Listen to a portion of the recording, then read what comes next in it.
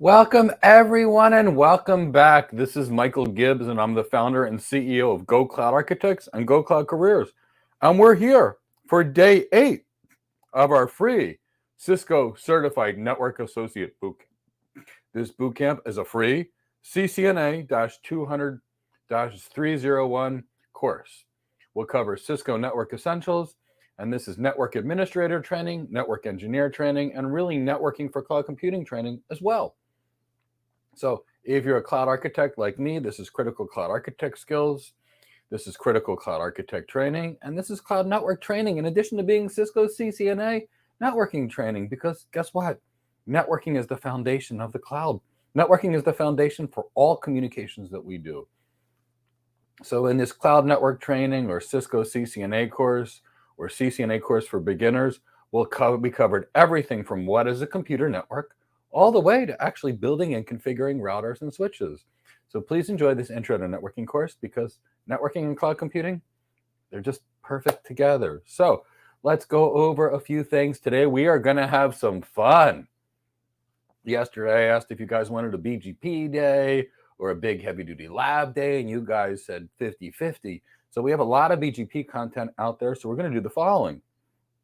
We're going to have a big day where we go over BGP and we do some BGP configuration and some traffic engineering.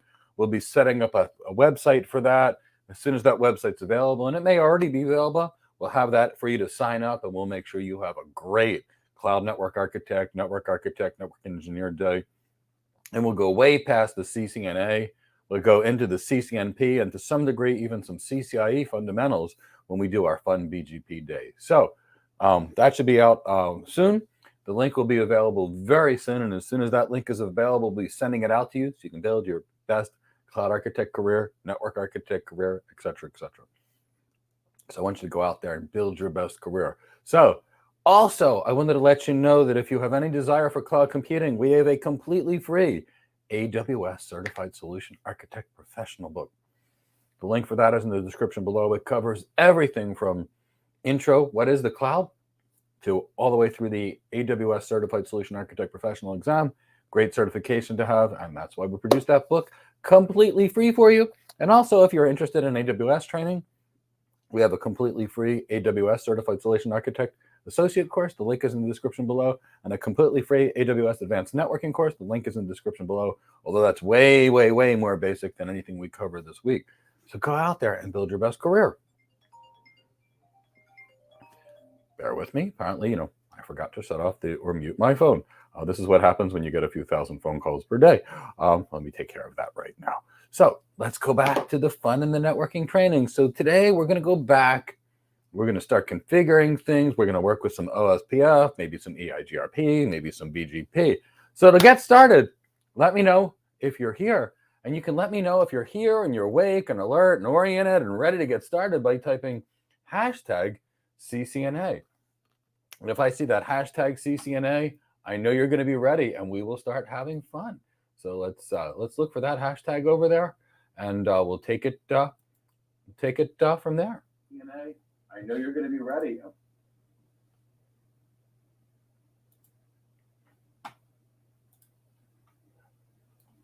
Okay, so let me see some hashtag CCNAs in the chat box.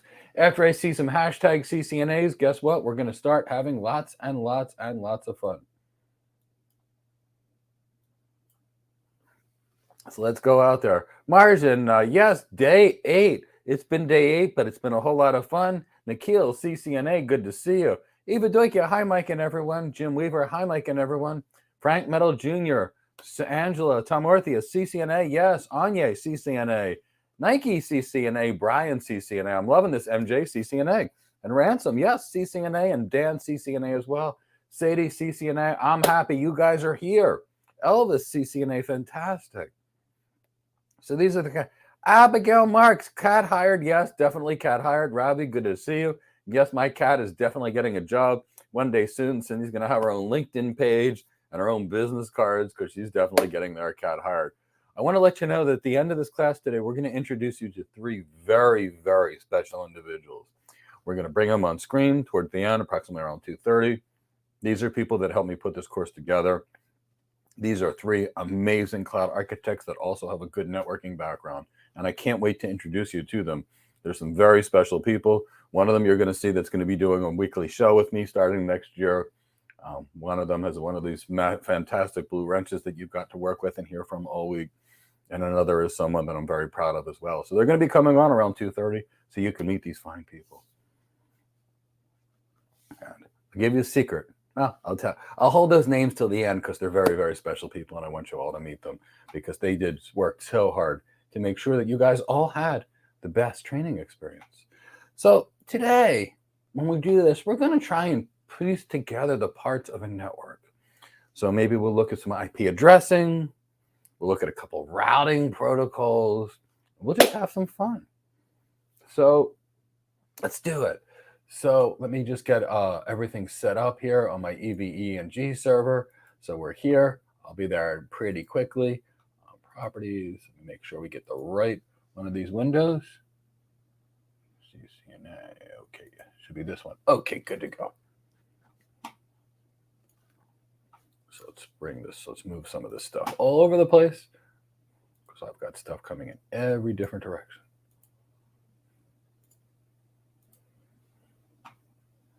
Okay, so let's do this. Let's close this lab. Let's build something real. Let's add a new lab. Let's call it CCNA Fun Day. That's what we're going to do. We're going to make it a CCNA Fun Day today. Actually, everybody, while I'm waiting to set this up, type hashtag CCNA and then Fun Day right after that without the hashtag. That'll keep me busy while I'm doodling my routers. Let's add some routers. Let's say we add about 8 of them over here. We're going to have some fun with this. Maybe what we'll do is we'll build a little LAN over here. So the core of a network, let's say we do 3 of these so we don't have to configure too many things. Let's connect them. We'll have some fun over here. Let's move this up. Now let's connect this device to, let's connect this device to this device.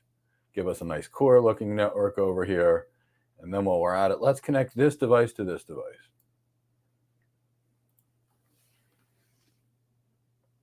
Now, what do you think, everyone? Do you think we should connect to some external entities that are not our own entities and maybe have a little bit of fun? Like internet service provider or a cloud provider, maybe? Would that be fun, everyone? CCNA Fun Day, where we go out there and we connect to external entities like a cloud provider or an internet service provider. I think that'd be kind of fun. So let's do it. Let's connect to an internet service. Let's connect to an internet service provider. One internet service provider, that's not enough. Let's connect to 2 internet service provider days so we can have some fun over here. Now we'll connect to 2 ISPs.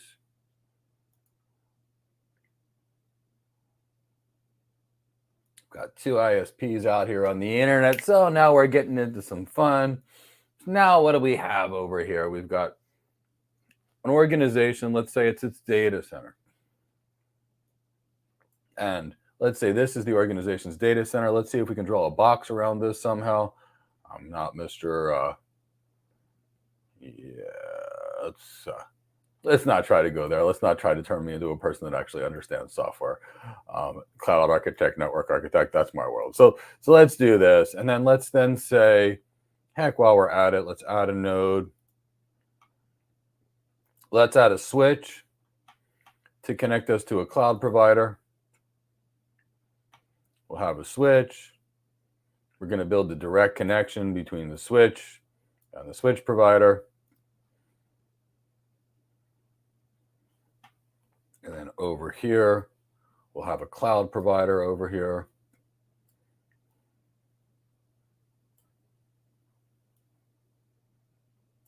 And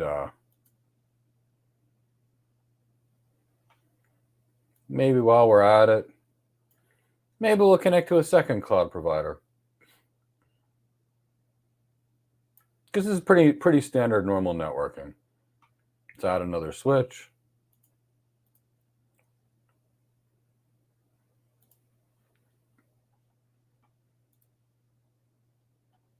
Let's bring this switch between our organization and the cloud provider. We'll draw a connection over here. And then we'll draw a connection over here.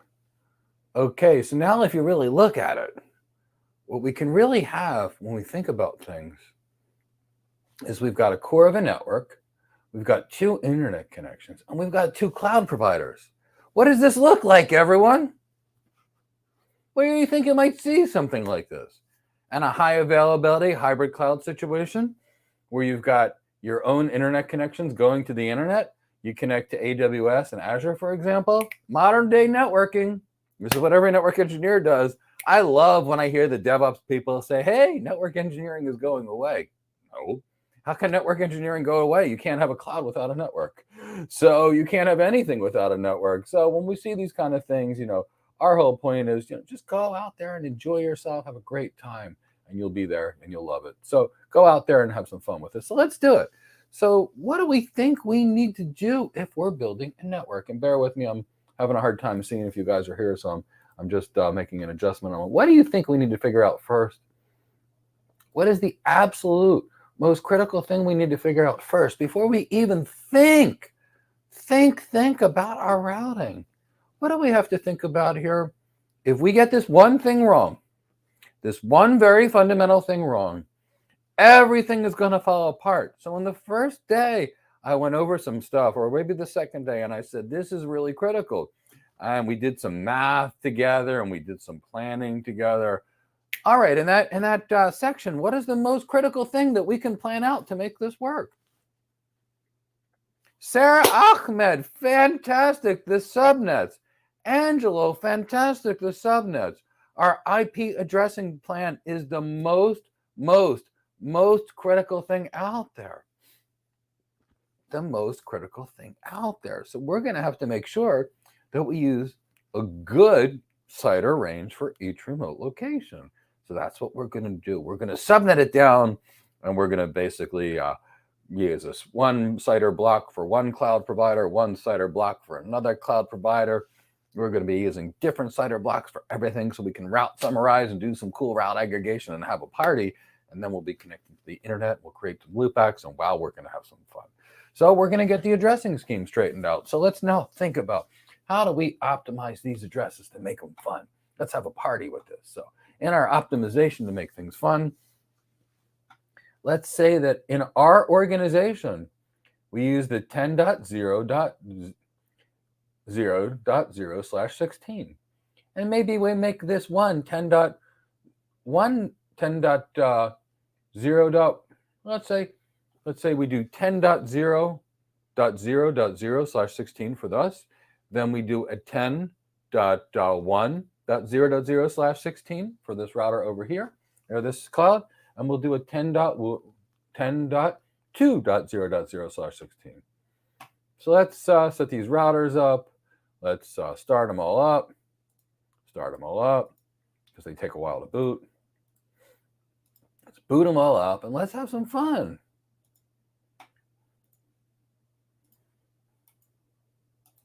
Systems coming up. Great chance for our Jeopardy music, but there's no Jeopardy questions, so I guess we don't do Jeopardy music. So here we go. Our systems will boot. Okay, let's watch this one. Let's watch this one come up first. So the first thing we're going to be doing today is we're going to make sure that we've got full IP connectivity between all our 3 core routers, because this is going to be the most important. If we don't have any connections, we've got nothing. So IP addressing, subnetting, fun. Let's see systems come up. We'll configure them side by side. And I will intentionally and occasionally make mistakes. And when I do so, I'm going to ask you all, what did I break? Maybe I'll make an ACL that's too tight. Maybe I'll use the wrong subnet. Maybe I'll put something into BGP and the next hop won't be available. But no matter what, it's going to be party time and we're going to have our fun. So let's do it. Wait for these systems to come up. They're a little bit slow, which is why I haven't been going to cuckoo, pressing the no on these configuration things. No, we're going to configure it manually. No, we don't believe in automatic anything because we know automatic doesn't work. While we're at it, let's go to this thing so that we can get to it when it's ready, and we can move this out of the way for right now. At least we know our systems are coming up online. So let's go to over here. So we're going to use the 10.0.0.1/16. Now, with all these things, we're going to use some wacky loopback addresses. And the reason we're going to use some wacky loopback addresses is we need something intelligent to actually inject in the situation. So let's play a little bit. So let's use the first of the 10.0 subnets for our WANs. So we'll do a config t. Over here, let's give it a host name. Host name, we're going to call it R1, because otherwise we're going to get confused. After we do this, we'll type an enable password. We're going to make it Cisco so we don't forget. It was on my CCIE exam, which is why it's the most common password on the internet. No big deal. Now, after we do our enable password Cisco, we can now, so let's make sure we can log into this thing. Line VTY 0, sounds good. 0 /4. We'll do no login. We'll do password Cisco. We'll do transput input all. Now let's go over here. We're going to use the first. Now let's create a loopback int L00. That's how we're going to remember these. We're going to give everybody an address that's really simple to remember. 1.1.1.1, 255.255.255.255. No shutdown. Now, how will me guys figure out this first subnet of subnets that I could use? So if I'm going to use, and obviously we'd plan this out theoretically, but right now, let's say if we use the 10.0.0.0 subnet, we just has to use that one, and we subnetted it now. And how many IP addresses do we need for each side, each link? How many IP addresses on a WAN? And what should that slash thing be? How many addresses do I need on both sides of the wire? If I have a user here and a user here, and they're both sides of a wire, how many IP addresses do I need for one here and one here? Margin, yes, we need 2 addresses and hence a /30. So let's go to look at this interface. It's going to connect router 1 over to router 2, and it's G0/0. So interface G0/0. Let's pop an IP address on it. Let's have some fun. IP ADDR, right? 10.0.0.1 255.255.255.252. No shutdown on this. When we get to the other side, guess what? It's going to come up. So let's have a little bit of fun over here. Let's make sure that we have config T. Let's go to the router OSPF, we'll call it 1. Let's pop in a network 1.1.1.1, 0.0.0.0. Let's pop that in the backbone. I showed you what happens when we're not using the backbone before. Let's also put the 10.0.0.0, 0.0.0.3 network in over here. And while we're at it, let's see. If we have a link from over here to over here, it has to be on a different subnet. Now, what kind of subnet could we use that would be on a different subnet? So we use 10.0.0. That's the first subnet. We have .1 and .2 on the other side, and .3 is the broadcast. So what do we think is going to be the subnet that you need to use between G0/1 and G00? Let's go configure one. Config T. Let's go to interface G0/1. One of you really smart people that are out here, tell me exactly what I need. What's the next subnet begin with? The one that's seen by the router, and then we go up one, and then we got 2 addresses. So what's my next /30 going to look like? What's my next /30?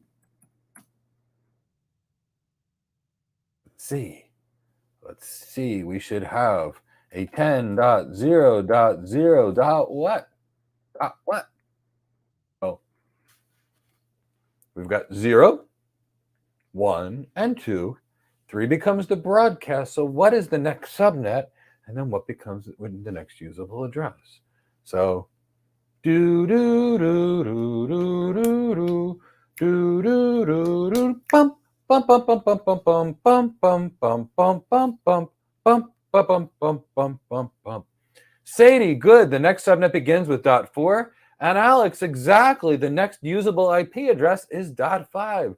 Woohoo! You guys got it. So we will do .5. And then we'll do a 255.255.255.252. Good job, everybody. Let's turn on this interface. And now we should probably pop that into OSPF. Pop in a network statement so it can participate. And we're going to do 10.0.0.4, 0.0.0.3, area 0. So we're going to, now we got some routing and we got some routing up and running on this, and life's good. We'll store this by writing memory or copy running -config, startup -config if you've got an exam. But if you want to know what the pros do, we just type WR. But we all got to pass our certification exams, right? So when you take certification exams, sometimes you have to unlearn a lot of the things that you know. And that's just one of these situations here. Enable. So this is router 2, right? So let's name it that way. Config T, host name, R2. Put an enable password on it, because if not, we won't be able to reach it. Password, Cisco. Nice, easy password. Let's create a loopback address, interface loopback 0, IP, ADDR, 2.2.2.2, 255.255.255.255. It's a /32, so it's a host subnet. No shutdown. Now let's go to interface G0/0. I don't know why my autocorrect keeps adding as O. So now if this was .1 over here, this has to be .2, right?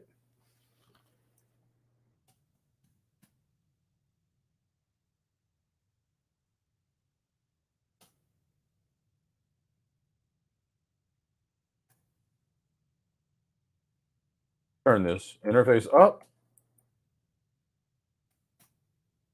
No, we've got another interface that needs to be on a different subnet.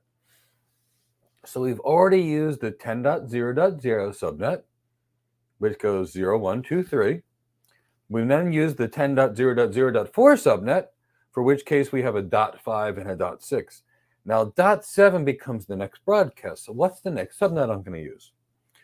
Do do do do do do do. Do do do do bump bump bump bump bump bump bump bump bump bump bump bump bump bump bump bump bump bump bump. Well, Sadie, the subnet starts at 8, and the first usable address is .9 because we have 0 network, 1 and 2 usable, 3 broadcast, 4 network, 5 and 6 usable, 7 broadcast, 8's the next network, 9 and 10 are the next usable addresses. So now that we're on this new interface, let's go figure out this is interface G0/1, right? Now let's put that on a new subnet. IP address 10.0.0.9, 255.255.255.252. No shot. Now let's put these interfaces let's put these interfaces into OSPF. So let's do this. Let's go to router OSPF1. Let's pop in the network for the what do you call it? The loopback. We're going to pop that in area 0. Wait till you see we're going to have some fun once we build our basic network. And then after this, we're going to do this. Let's just do 10.0.0.0. Just 255, so it's going to get a little easier with the next one I pop in. Show IP interfaces brief. Let's make sure they're all up. Okay, they're all up. So, woohoo, we just saw OSPF load, adjacency change, which means we should be able to reach the loopback from 2. We should be able to ping 1.1.1.1 if it's good. Yep. And over here, if this is good and we've got our routing up, we should be able to ping 2.2.2.2. Woohoo! So things are working great, everybody. So now let's go to this router 3. Now, this is where we're going to get our core working. So first we'll configure this. Let's put a host name on it. Let's call it R3. Easy going, easy peasy, R3. Now, what do we do? Let's make sure we can have a password on it, an enable password, which is like a root password. So of course we're going to use Cisco because easy, it's fun. We're talking about Cisco, but you wouldn't use it on a real router because it's the most common password on the internet, or at least it used to be, because on our CCIA exams they had make us use a password Cisco. Now let's make sure we can reach. We would normally set it up for just SSH, but let's just do line VTY04. Going to make it really easy to log in. Password Cisco.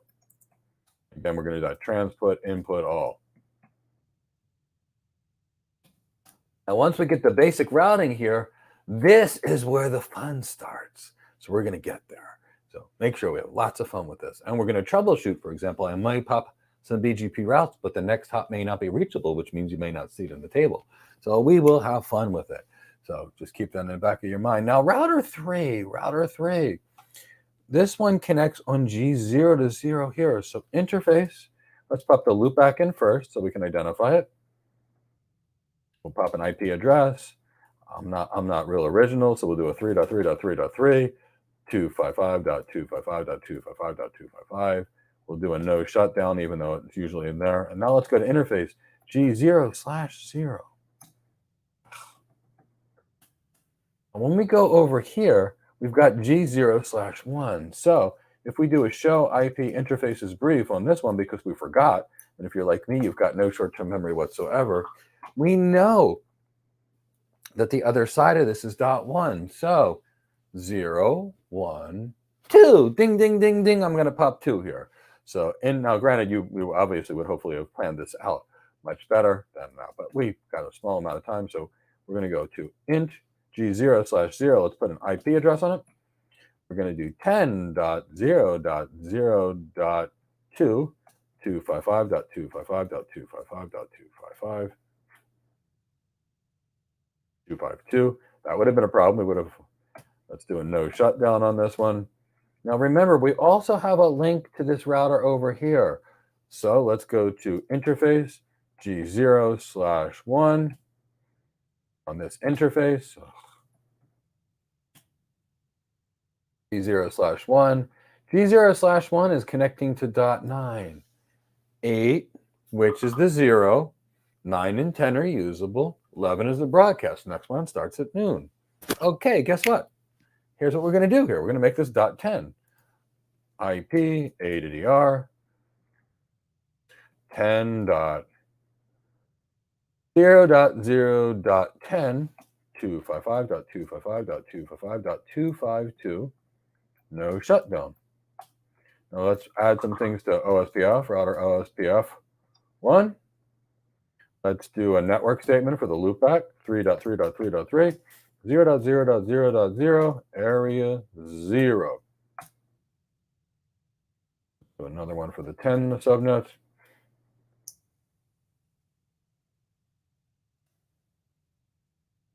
You can use a bigger wildcard to speed stuff along.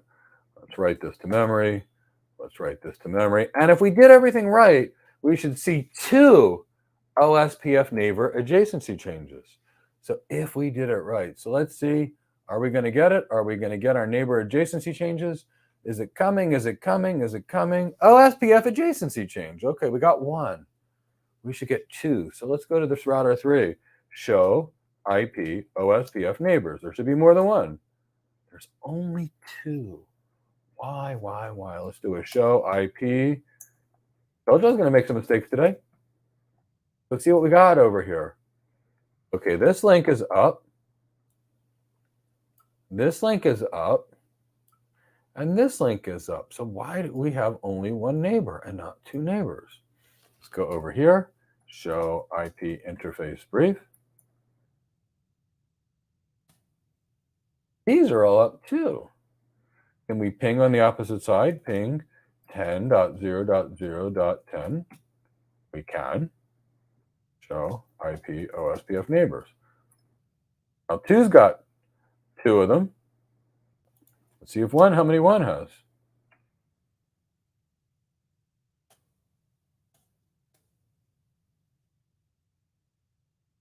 Oh, 2 has 1. So why isn't 2 forming an adjacency with 3? Now let's go over here, show IP OSPF neighbor. And again, it's just forming a relationship with 2. So router 1 is not forming a neighbor adjacency with router 3. So let's go look at this router and see maybe what we can misconfigure. What did we do? Show IP. Let's just look at the running configuration because we missed something here. Get to OSPF 1. We have the 10 network in there. We have the 1.1.0 network. So we've got both. So why isn't it there?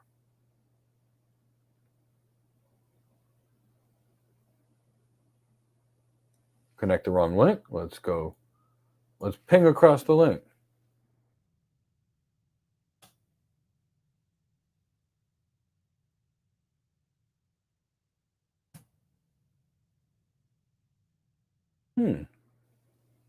This isn't good. So let's go to router 3 and see if we're on the wrong subnet or something like that. Let's go look at router 3.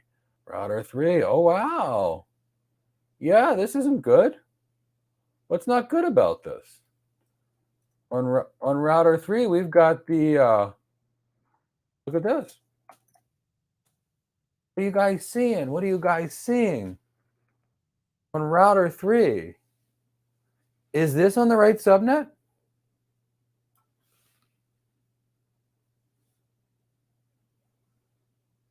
It's not. It needs to be a .6. Good job, Tosin. Good job. It needs to be a .6. So let's go here. Fix it. See, when you see these things,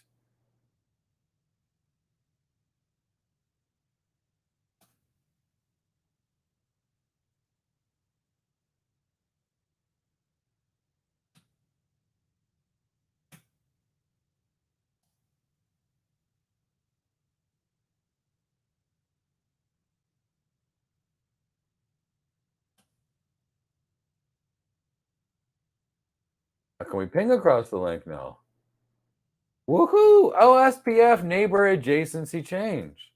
So show IP OSPF neighbor. So normally speaking, you're going to type this up in Notepad or Vim or Nano, and then you're going to just cut and paste it in. But we can't cut and paste in our simulated environment. So as you should see, we should be on router 3, and we should be able to reach everything. Look at this. So we've learned to loop back via OSPF, so I'm sure we can reach it. Ping 1.1.1.1. We should be able to reach 2.2.2.2, 2.2.2.2. Okay, so guess what? We're now connected to everybody. Now, let's do some internet service provider stuff, huh? We're going to use some private IP addresses for the internet service provider, but we're going to have an internet service provider party. That's the next thing that we're going to do. So let's go over here. We're just going to start with router 1 and router 2. We're going to minimize these things. We'll get to it in a minute.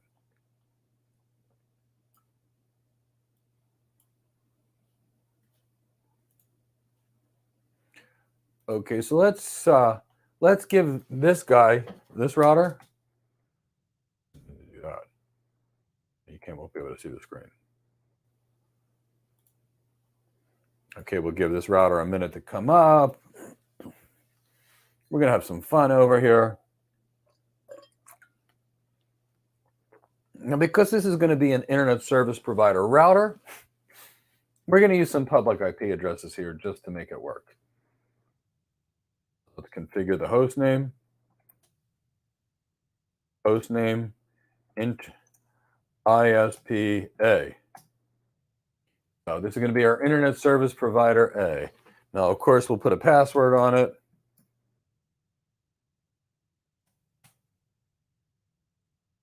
put a loopback address on this. And our loopback addresses are going to be fun. We're going to be putting a bunch of loopbacks. IP, ADDR. What we're going to do is 11.11.11.11.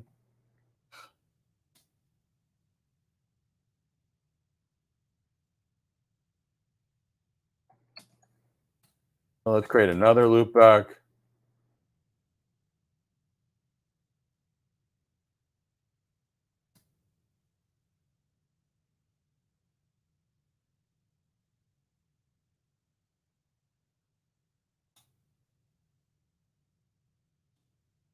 Now let's create another loopback.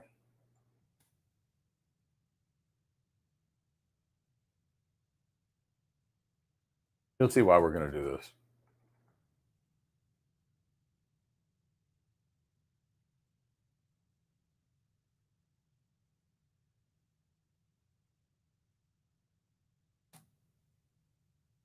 We're going to need a fair number of these ports. We're going to want some routes. So let's make another loopback. Let's pop in an IP address on it.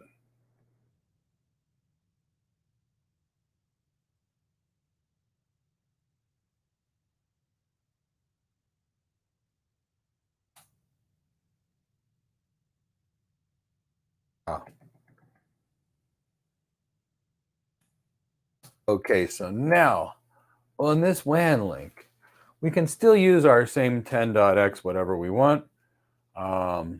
So actually, let's pick a public subnet for this link because it really should be. So let's put on this router, let's say interface G0/0. Where does this work? There's O over here. Over here, let's say IP ADDR, and let's just do a 49.0.0.1 255.255.255.252. Do a shutdown on this one, and then what we'll do is go to router 1 over here. We're going to make sure we can ping across the link.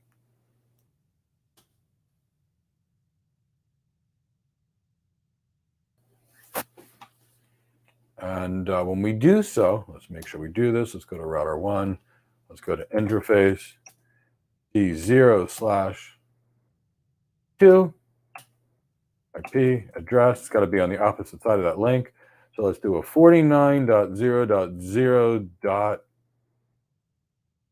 255.255.255.252. No shutdown. Now, I want you to see this. You should know this, what's going to happen, but I want you to see it anyway. So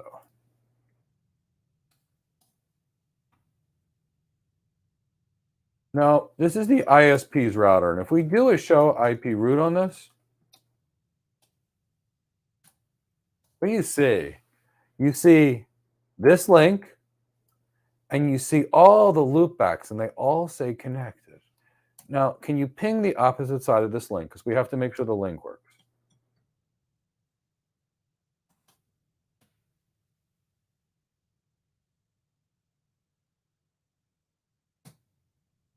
We're going to lose one no matter what from ARP, and then we're good to go. Okay, so now that we've done that on this ISP, if we go to this router, show IP interface brief, what do we not see?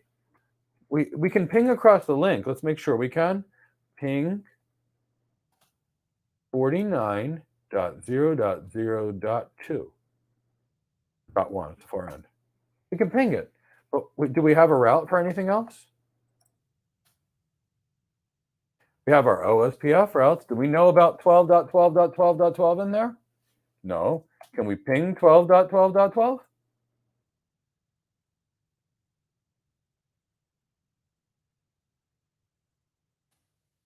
Can't, can we? So why is it that we can't reach any routes or don't know of any routes on here. Can anybody tell me why we don't know about any of the routes in the internet service provider? And why I can't ping it? Tell me why, tell me why, tell me why. Tell me why. So if I did this, if I went into router 1 and said config T IP root, let's pick up one of these subnets, 12.12.12.12.12, an exact match. And I'm on router 1. So what would I have to do on router 1 to tell it to get there? What would I have to do on router 1? I would have to give it a route. What would be the next top IP address over here? What's that link on that side? What's that IP address? 49.0.0.1?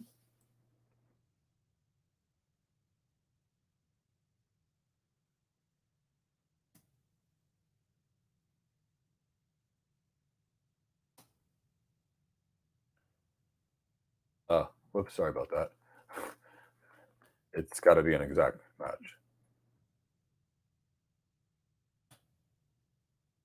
Now, if I go over here and if I do a show IP route after I manually put it here, well, I got a static route to it. Now, does this router know how to get back? No, it doesn't. So let's give this one a default route that points back. Config T, IP root, 0.0.0.0, 0.0.0.0. And what's the next hop on the other end of the side? 49.0.0.2, 49.0.0.2. Will it work now? I'm going to go over here and ping 12.12.12.12. I can. Can this guy ping anything at once? Ping 3.3.3.3. I'm not. Why can't it reach 3.3.3.3? From this internet facing router. It has a default route to me, but does 3.3.3.3 know how to reach that? No, it doesn't. But if you're an ISPA, you can probably ping 1.1.1, because what happens is from here, this guy knows how to reach here, and this person knows how to reach here. But as you can see, this route over here, router 3 doesn't know about it. Now, if I did this, and I'm going to do it, and then I'm going to remove it for you. If I went to router 1 and config T, router OSPF 1, redistribute static, and I say subnets, metric,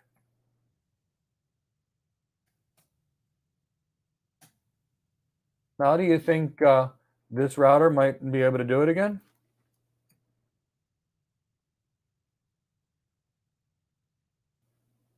The LSA may not have made it there yet.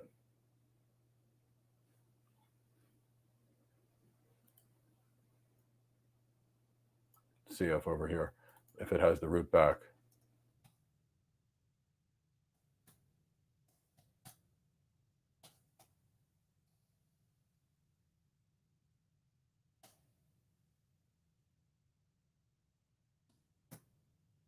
Okay.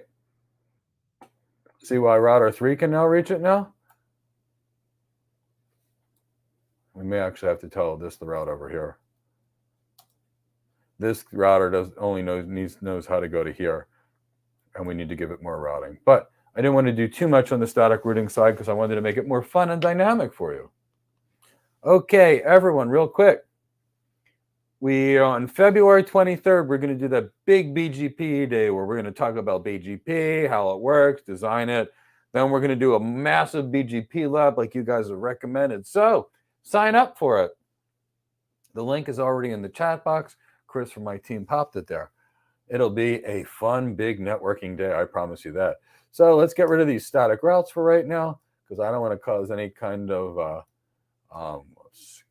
complexities. Control A at the beginning of this, no redistribute static subnets. Now, while we're at it,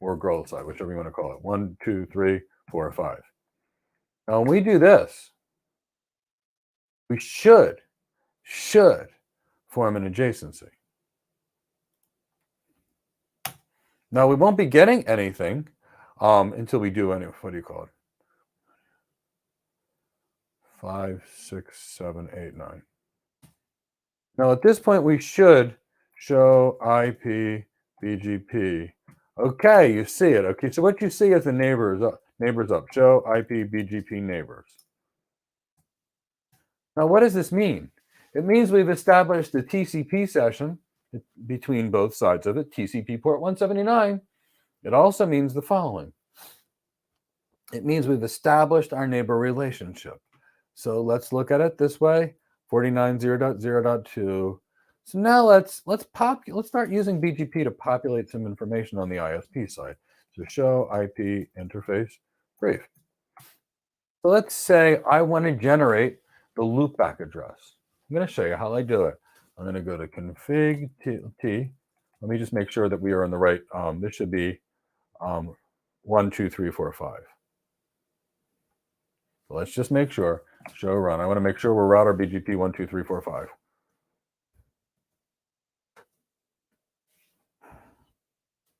Okay, so let's go back to this.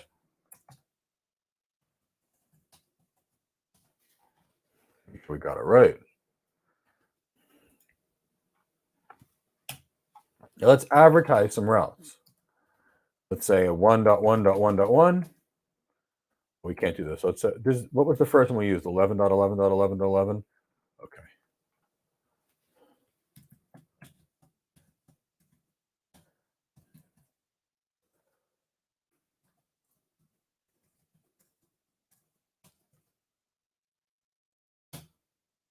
Okay, so what we're going to do is we're going to let these routes start to propagate over.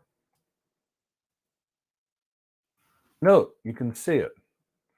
Now, OSPF, what do we see here? We see a metric of 100, administrative distance of 110. And we also see over here that we've got this. Now, let's pretend I wanted to send an aggregate route. So let's do it. Let's do one. Actually, an aggregate address. Let's create a summary route for this. 11.0.0.0, and then let's give it a /16-bit mask just to show you how we can do it.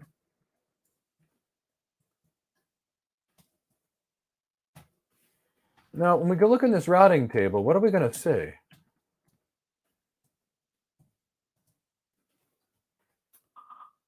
Now, right now, we don't see it yet. We see 11.11.11. Do we get it yet?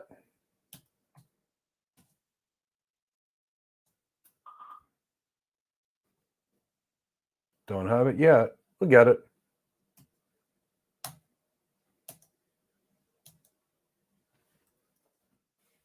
But while we're waiting for that kind of stuff, let's start adding the other ones.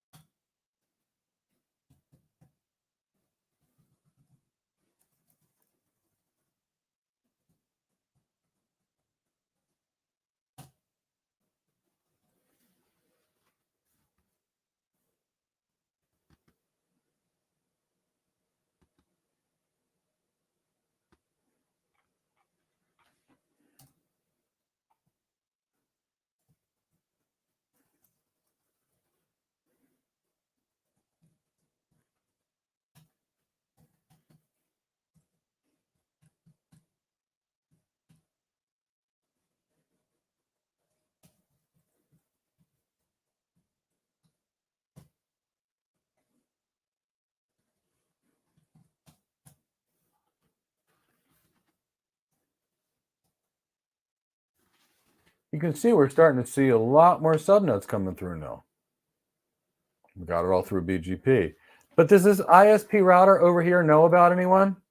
Take your vote. Does the OSPF router know how to reach 2.2.2.2, 3.3.3.3, or any of these subnets, like 192.168 or 10. Anything? Does it know? Does it know? Does it know? Well, let's see. Let's look at the routing table.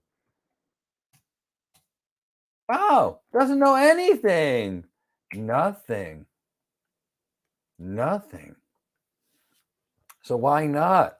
Did BGP just give me the control to tell people which routes they could see and not see by what I advertised to them? And still, I don't know anything about them. Isn't that cool, everybody? I know nothing about them. So if I wanted to, I would have to start telling router 1 in BGP.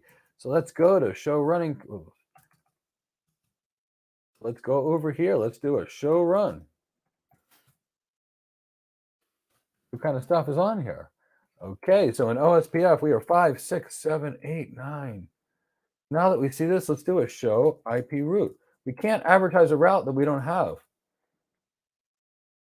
So for example, we could do a config T, we can do go to router BGP. Was it 5, 6, 7, 8, 9? 5, 6, 7, 8, 9?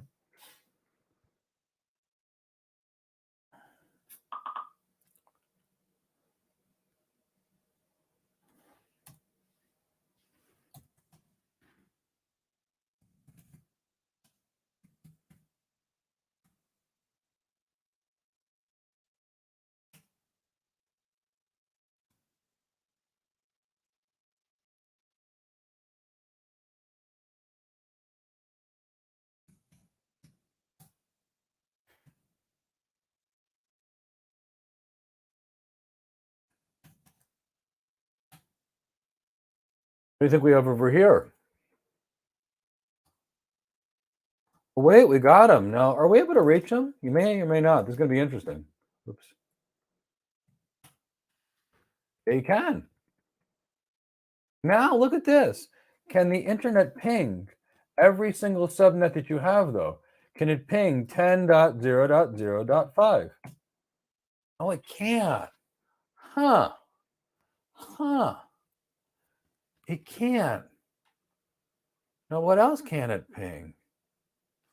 You think it can reach the 2.2.2? How about the 3.3.3? Okay, so we advertise the routes into BGP on one side. We advertise the routes into BGP on the other side. This internet service provider has no ability to reach any of our WAN links. Why not? Why can the internet service provider reach this loopback, this loopback, and this loopback, but not, but not any of these links in between them? They can't reach any of these links. Now, why might that be? Why might that be? Why can't we reach any of these links?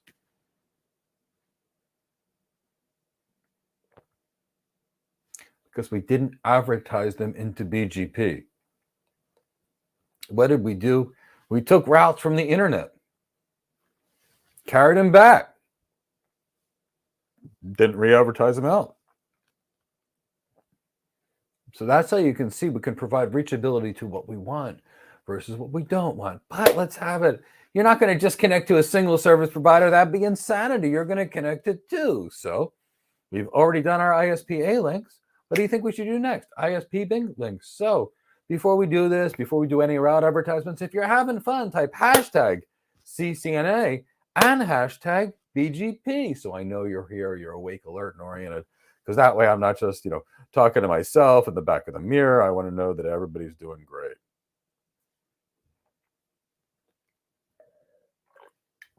So let me know. Keep all this stuff good. You've been doing great.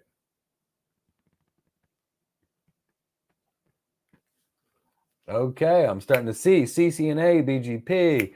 Yeah, my two favorite things, BGP, cloud architecture. But I like helping people pass these kind of exams because these are the kind of certifications that are going to help you get on your way to being cloud hired. So super happy to see you guys here. Now, let's go create another internet service provider.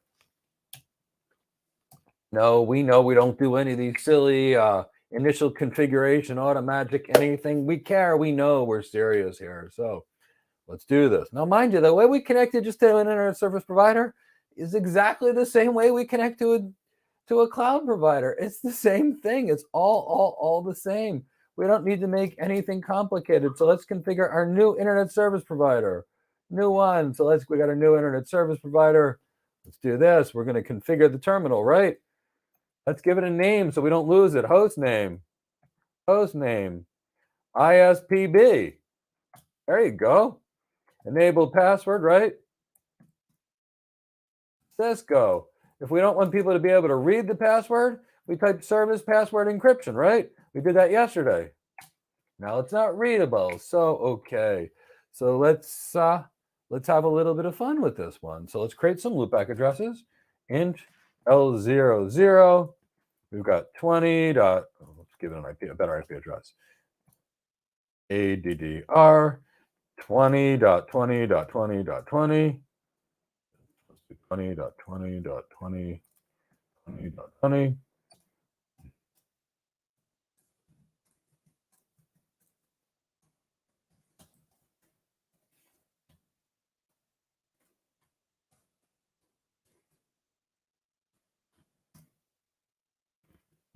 This one, create a couple of loopbacks.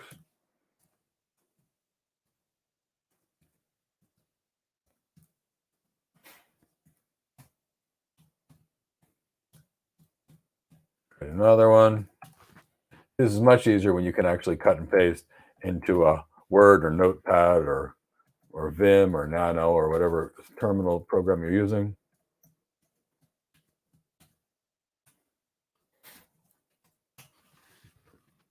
Okay, this is all kinds of fun.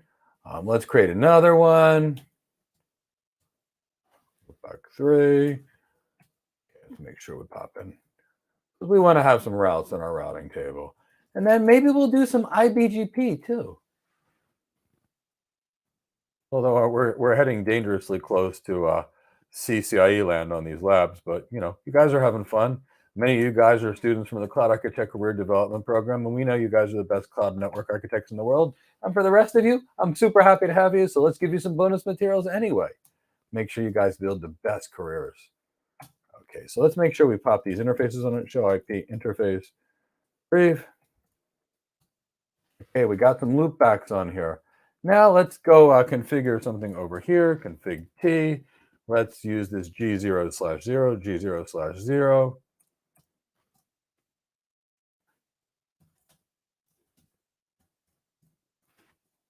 IP.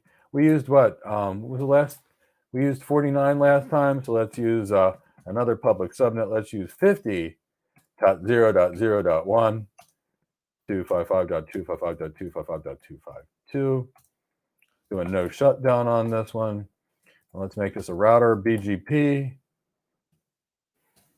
Actually, no. I'm not gonna. I'm just gonna set up the BGP, but not configure any routes. Router BGP 09876. Okay, we'll do a neighbor. What's this character on the opposite end of the line going to be? 50.0.0.2 remote AS, and that's what.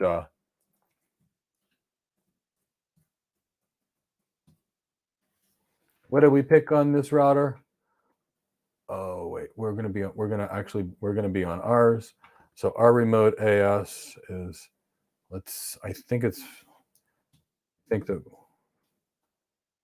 I picked 5, 6, 7, 8, 9 for us, but I just want to be careful.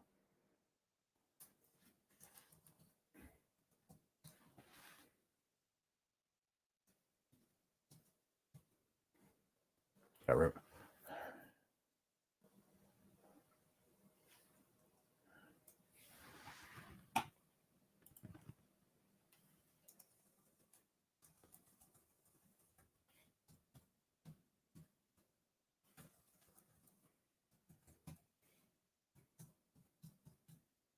Oh.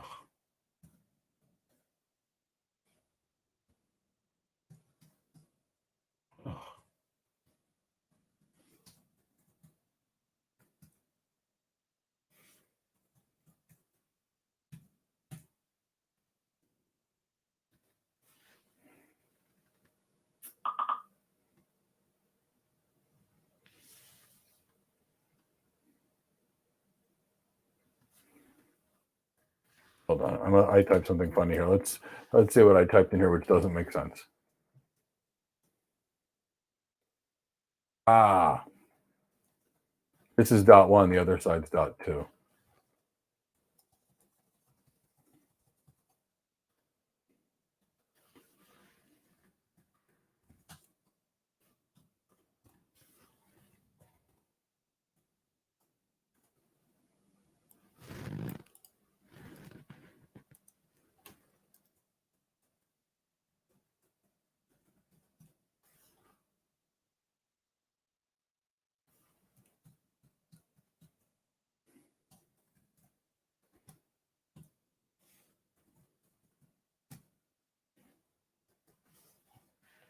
Okay, so if you'll recall, this router over here was AS56789. And this router over here is 56789. So why is router 1, and which is part of our internal organization, and this router both in the same autonomous system? Why does our internet router connecting to Verizon and our internet router connecting to AWS, why are our two routers both in the same autonomous system? Anybody tell me that?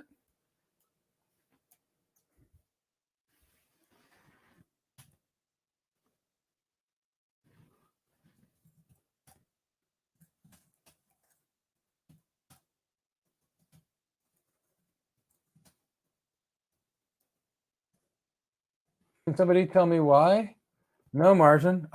Why we're using two internet service providers is redundancy. But why is it that we're using the same autonomous number inside of our organization? Okay, so maybe if you don't know what an autonomous system is something that's under your control. So if we are an organization, we have one autonomous system for our organization. So if we've got 10 routers that connect to 10 different internet service providers on our network, it's going to be our autonomous system. But each network themselves is going to have their own autonomous system number. If it's our network connecting to iNetwork, it's called internal BGP. If it's an external network connecting to an external network, it's called external BGP. So now you know. This isn't a load balancer thing. This is a BGP thing. So, keep that in the back of your mind. Now, why, Elvis, did I make so many loopback addresses? I needed to put routes in here. And how else can I put routes on a router? I can either learn them from somebody else or I can have interfaces on the router. I can't advertise a route that I don't own. So since we're doing this, so let's break this down real quick. Let me try to show you what this looks like. Bear with me for a second.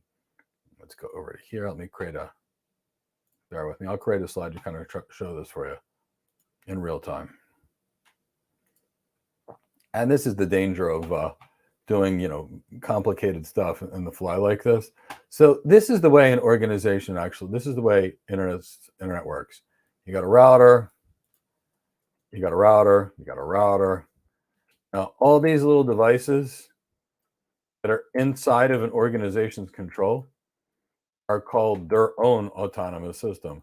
So this is the internet. You got, so let's make sure we get rid of this. You got, bear with me. Okay, so this is an internal internet service provider. When this internet service provider connects to another internet service provider, or another internet service provider, or a cloud provider, it doesn't matter. Each one of these guys is considered their own autonomous system number. So this may be autonomous system 1, 2, 3, 4, 5. This will be autonomous system number 4, 5, 6, 7, 8. This will be autonomous system number 4, 5, 6, 7, 8, 9. It doesn't matter. But the point being is every one of these routers inside of an entity that's speaking BGP will be using its own autonomous system number. And when it connects to others, so if I have a link, and if this link goes to this, if I've got a link going from here to here, This will always be autonomous system number 1, 2, 3, 4, 5, but this ISP will still be 4, 5, 6, 7. And then if I want to connect this router over from here to here, this autonomous system will always be 1, 2, 3, 4, 5. Where over here, this will still always be 5, 6, 7, 8, 9. So as you can see, that's just the way these things work. They just work that way.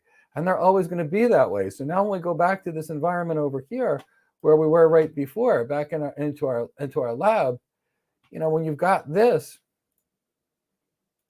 these two routers these three routers are part of our organization. So if we're going to run BGP to them, what are we going to have? The same autonomous system number. So that's all I wanted you to see. So let's go back to router 1 so we can remember that our autonomous system number is as follows: 5, 6, 7, 8, 9. That's our autonomous system number. We can't forget it. So now let's go to this. Let's go to this router. See what we've got over here. So let's look real carefully on iOS v2. Let's open up this router over here so we can look exactly what we did here. So we don't forget our autonomousness of the show, IP, interface, brief. Well, we've got this new thing, 50.0.0.1. Is that up and running on this one? On router 2, show, IP, interface, brief. Okay, it is not there. So do we need it there? We do. So if ISP A is using gigabit Ethernet 00, on this far end, we can see we're gigabit Ethernet 0/2. So config T. We configure these things, config T. Then which link do we use? Interface G0/0. So interface G0/2. Now we got to put that IP address in there. IP, ADDR. What is it? It's 50.0.0.2. And the mask has got to be on the same subnet. See, it didn't like that. It doesn't even let you make a mistake. That's looking kind of cool, huh? So now we've got that. Now we need to make sure the interface is up. So now we should be able to go to, I think it should be router BGP 5, 6, 7, 8, 9. We can verify.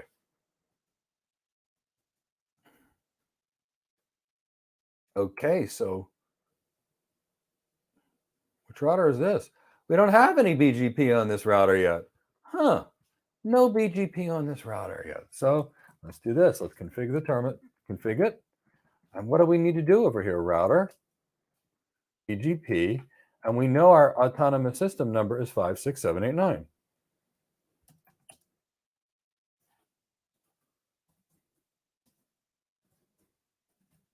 Six, 7, 8, 9. That's our autonomous system number. We verified that it's 5, 6, 7, 8, 9. So now we've got a neighbor, right? What's the opposite address? 50.0.0.1. What's the remote autonomous system number? This one? If you don't know, we can find it from the show IP BGP.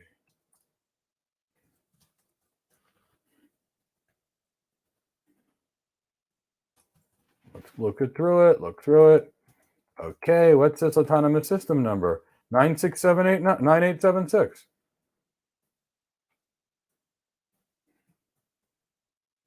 Get that wrong, we're in trouble. Let's see if we form a neighbor relationship. Did we make sure the link is up? Neighbor's up. Now, do we think we're going to have any routes from either neighbor on either side? We're not. We're going to have our OSPF stuff. No BGP routes. Why? We have nothing that we put into BGP. So let's do this. Let's go to ISPB, and that's why we created all these loopback addresses, right? Why do we do it? So we could see what we have. So now let's go to config T. Let's do this on router 2 so we don't get ourselves in trouble. Let's enter that interface into OSPF, network, router, OSPF 1.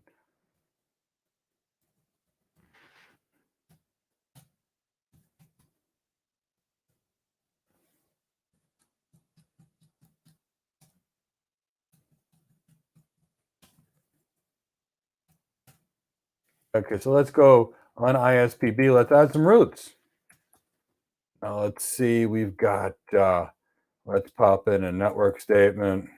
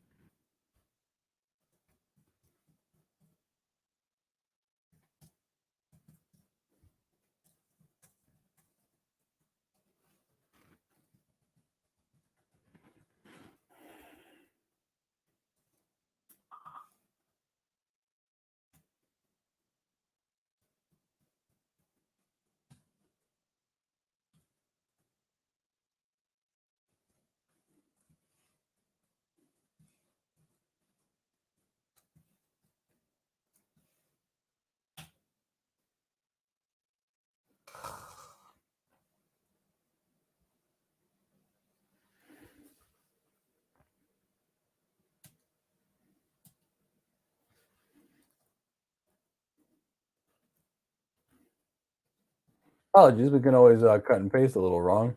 21, 21, 21, 21. Let's do 22, 22. Bear with me a second.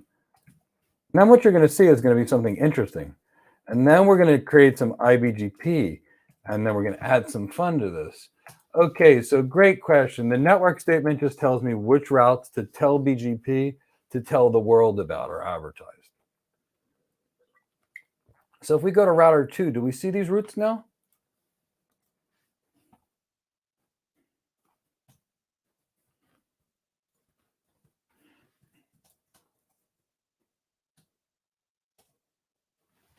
Okay, we now see about the 20. We see about the 21. I don't see the 22 yet. Did we misconfigure it or did it just not get over there yet? Okay, 22 is over there yet. Now, if we go to router 1, so router 2, let's go look at router 1. I want you to see this. So on router 1, we have a show IP route. When we do this, look at the routes we got from this guy's internet service provider. 11.11, 12.12, 13.13, 14.14. Now, look at router 2. Router 2, which is this one over here, has learned information via this from BGP and information about other stuff via BGP. Router 2 doesn't know about all these routes that router 1 told this one. So ISP1 told router 1 about some routes. And ISP2 also told router 2 about some routes.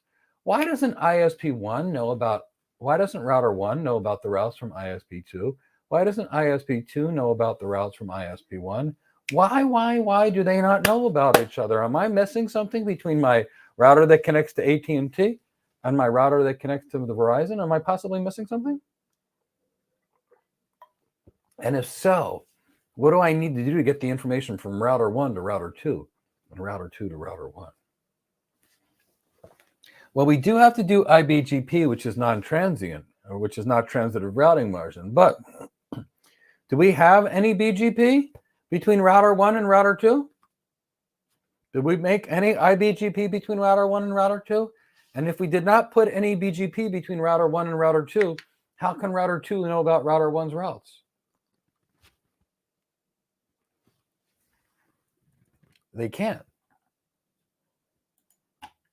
Not one bit. So let's do this. First thing we're going to do is we're going to get our routing perfect to make sure that everybody can reach everybody. And then maybe we'll add some IBGP and we'll have some fun.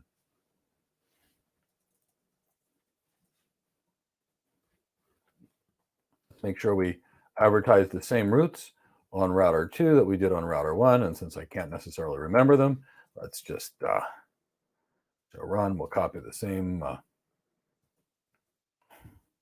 Oops.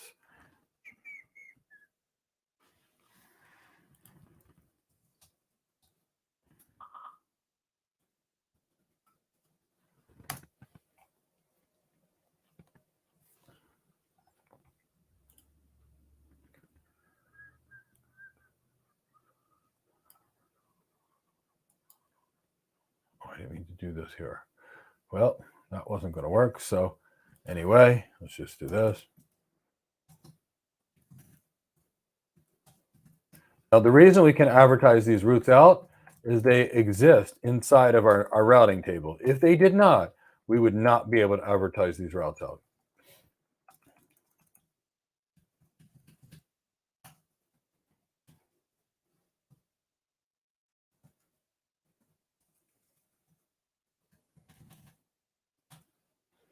So let's make sure from this router, we can reach all those addresses.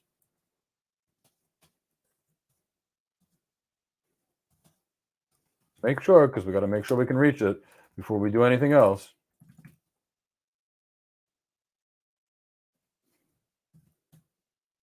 Okay, reachability is good. eBGP is working with both internet service providers. Everybody can reach everybody. Let's just make sure over here we can reach all the routers in the ISP route. We can ping 20.20.20.20. Yeah, we can.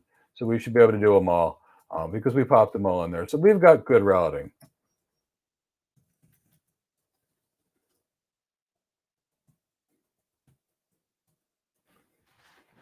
Now, right now, I want you to all understand this.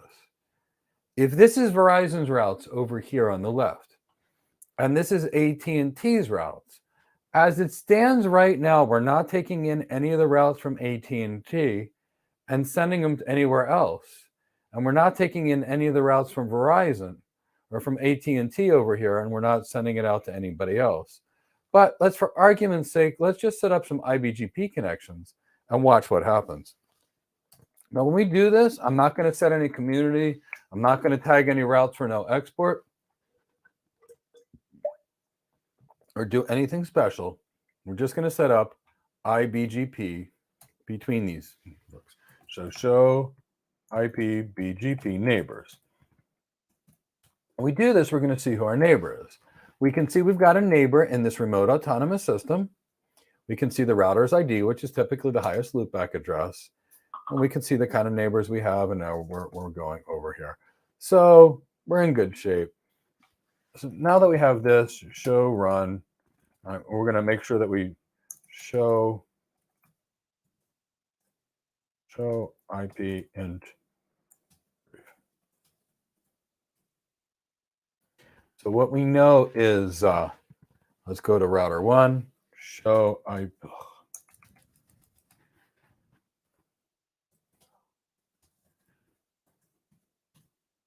Okay, so now we know this. Now, what is the link between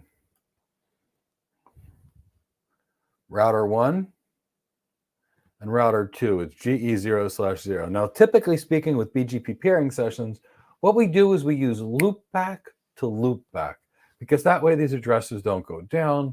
But so let's do this. So show run.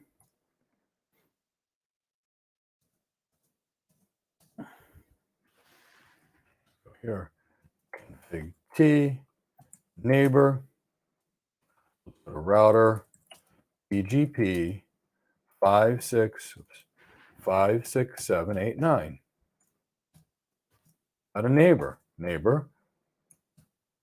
Now, what's the, if we don't use the loopback, just to make life simple today, if we use G0/0, what's the IP address over here?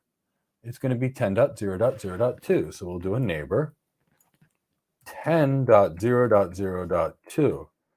Now, when we do this, we have to change the remote AS. What is the remote AS? It's our same one. because it's IBGP. It's our same one. Now let's go over to this router. Router BGP 56789. Why is it the same Internet Autonomous System number? Why? Because it's the same device. So it's going to be in the same entity. 10.0.0.1. Remote AS.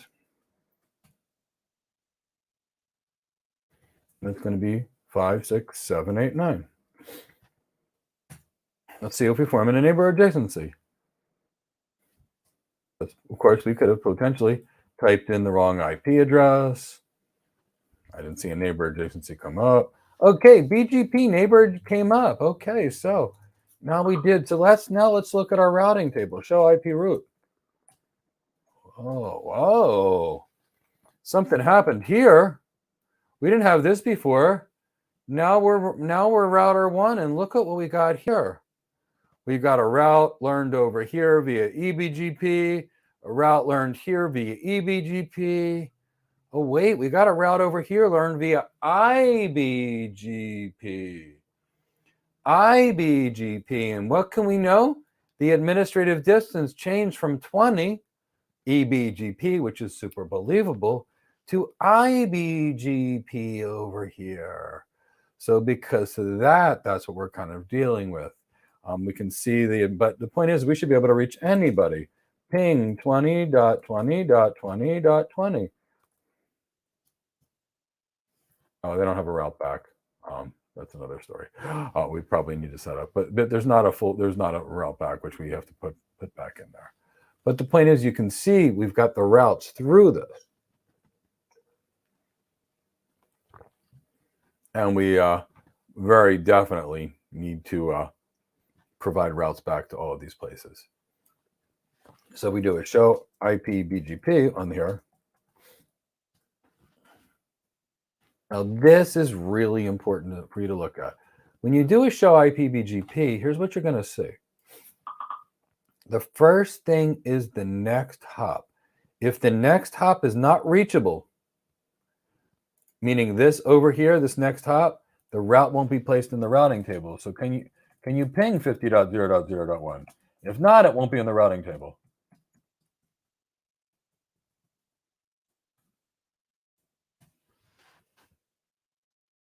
That's a problem. It's a problem when your next hop is not reachable. And if your next hop is not reachable, you won't be able to reach it. So I wanted you to see that. So how would we make the next hop reachable? What would we need to do to make that next hop reachable? Well, first, where is the 50.50.50?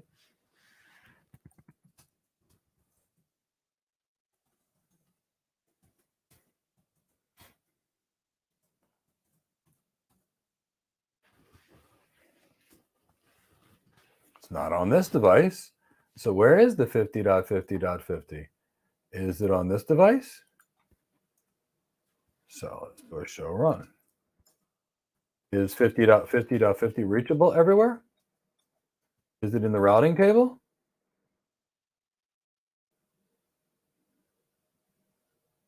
Should be.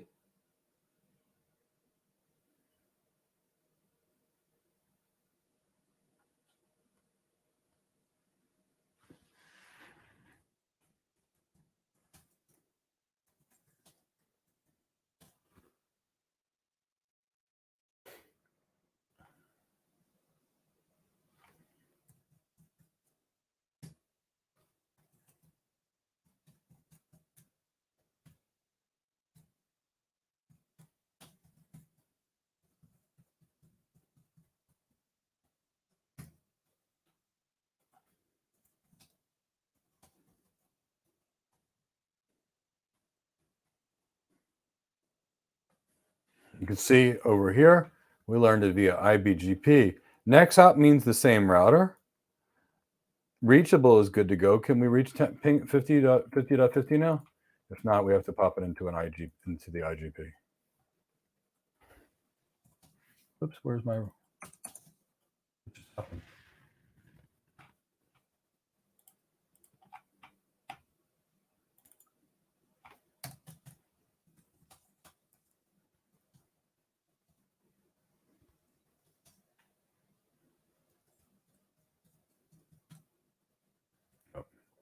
Pop it in there yet.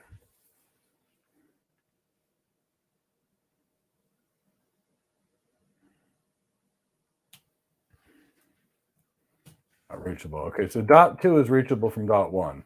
So which one is dot 2's over here?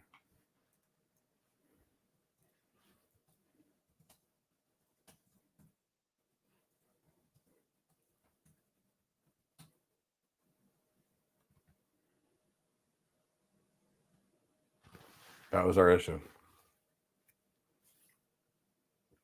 City, Mike, why is the mask .252 on R2? You mean on a WAN interface? Or do we have it somewhere else funny that you're asking me? The WAN interface is going to be a /30. And the reason the WAN interface will be a /30 is there's only 2 hosts. So that's correct. Not really sure what the question is that you guys are asking. So let's do this. Before we do any more, let's take some questions, because we've covered a lot of stuff, did lots of BGP. We've done some OSPF so far. And anytime we do BGP, of course, there's usually going to be some configuration troubleshooting, which is totally fine and fun along the way. But let's see if there's any questions. Chris, let me go find StreamYard real fast, and then see if we bring in some questions. I've been babbling away over here, having fun typing on stuff, doing some network engineering things, which I don't get to do every day. So let's see if anybody's got some questions. Who has questions? Why is the mask /252 on R2? When we have a WAN link where we only have a total of 2 potential addresses to use, we always use a /30 or a .252 on a subnet mask, because that gives us 0 for the network. 1 and 2 is usable addresses, and then 3 is the broadcast. And then the next network starts at 4, and then goes 5 and 6, and then the 7 is the broadcast. And then the next 8 one starts at 8, unless there's something else that I missed in the process. But great question there, Sadie. Excellent question. Who else has a question? What is the network statement? Okay, so that is a really good question, Martian. So when we go to OSPF and we add a network statement, we're telling OSPF any interfaces which fall within a subnet range, they're the ones that you actually use. Now in BGP, when we do a network statement, that network statement takes something else. That network statement in BGP is which networks we're choosing to advertise to the rest of the world. So the network statement inside of EIGRP, IGRP, RIP, OSPF, etc., those network statements do the following. They tell those interfaces to participate in routing. But what we're doing here is something a little different. The network statement that we're using here in BGP is saying, tell the world about these subnets that you actually have. Great question there, Martin. Sarah Ahmed, what does the term autonomous system mean? Sarah, autonomous system means something. It means that an entity that's under a single organization's control. So, GoCloud Careers is an autonomous system. And if Cindy the cat were to start her own company, let's say Cindy the cat, and she's pretty smart. She's an escape artist, a computer technology professional. If Cindy the cat decides to start selling cat calendars, and she steals one of my cameras, and she finds her friend Noni, Abigail's cat, and they start taking cat photos of each other and make cat calendars, etc. And when they've started a business that gets so big that they need to connect to 2 different service providers, what will happen is they'll apply for an autonomous system number, and that will enable them to identify themselves when they connect to multiple internet service providers. Great question. Great question. Autonomous system means under a single person's control. So Verizon has its own autonomous system. Every business would have theirs that needs to connect to more than one ISP. If you just connect to the ISP and they give you a default route, you're not running BGP, so you don't have to worry about it. We're using their autonomous system. But when we have our own and we use BGP, we must have an autonomous system. When we connect to the same autonomous system, that's IBGP. When we connect to dissimilar systems, that's eBGP. Great question, though. Elvis, I just created multiple loopbacks because I needed something to inject routes into the routing protocol. That's all it was.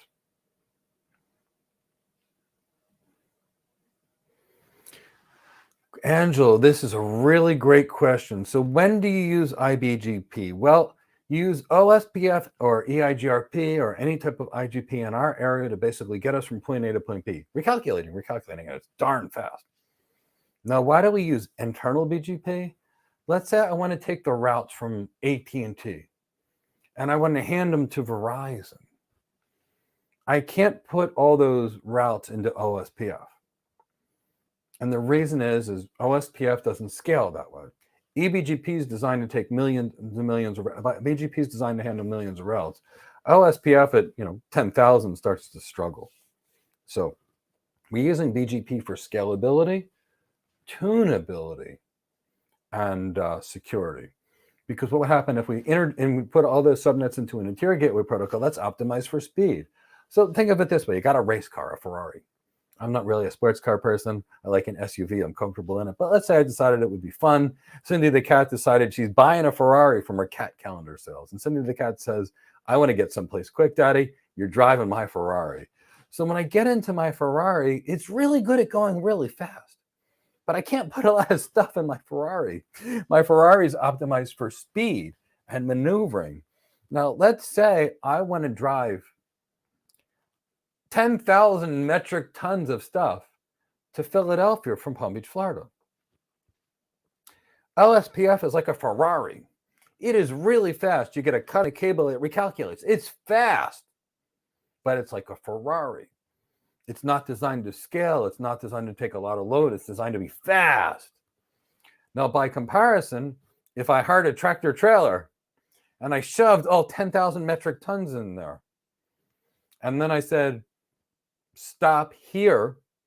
We're armored so that nobody else can get in. You've got 6 Navy SEALs inside the bus, and that 6-man SEAL platoon is armed to the teeth. They're sitting behind a bulletproof barrier, and they've got machine guns behind the barrier.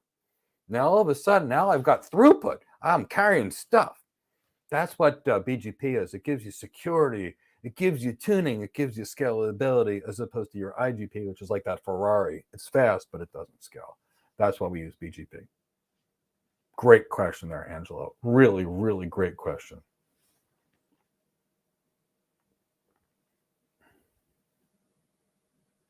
With BGP, we can make one route more cost-effective or practical than another. We can tune it. We can say, hey, go out this way. This is the best way. And this way. So imagine we've got 2 roads. I got a road to Chris's house and a road to Abigail's house. I talked to Chris and Chris's cat, and Chris and Cindy and Sonny, who's a Chris's cat, have lots of conversations with each other. And Cindy and Noni and Abigail's class have lots of conversations with each other. They're entrepreneurs. They're building websites. They're building books and calendars. Next thing you know, they're going to have a line of cat juice and cat food. They're having parties. So realistically speaking, we can say, hey, for the red furred cats like the orange tabby, go out the left link. For tabby cats with gray fur like mine, go out the right link. We have that ability in BGP. So that's why we're using it. We can make one like more practical or cost effective by policy, by tuning, by manual administration.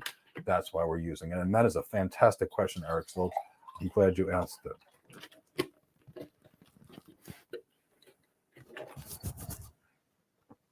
Raphael Etuk, is there a reason why we always need to use a no-shut command? Absolutely.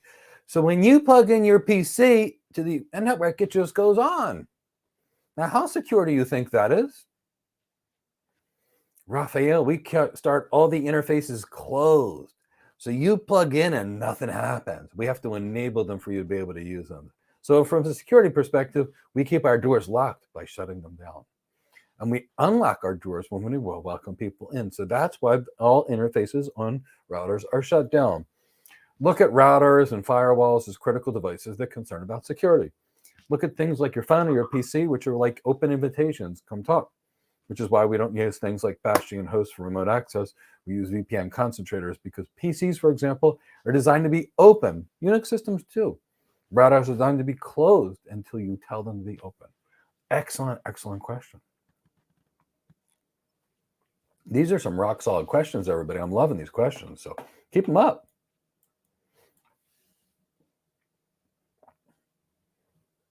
If you have two ASs that are not the same, it'll be eBGP. And if your two ASs are the same, it'll be IBGP, and everything's going to be perfect. So I'm not really sure I know how to answer that question.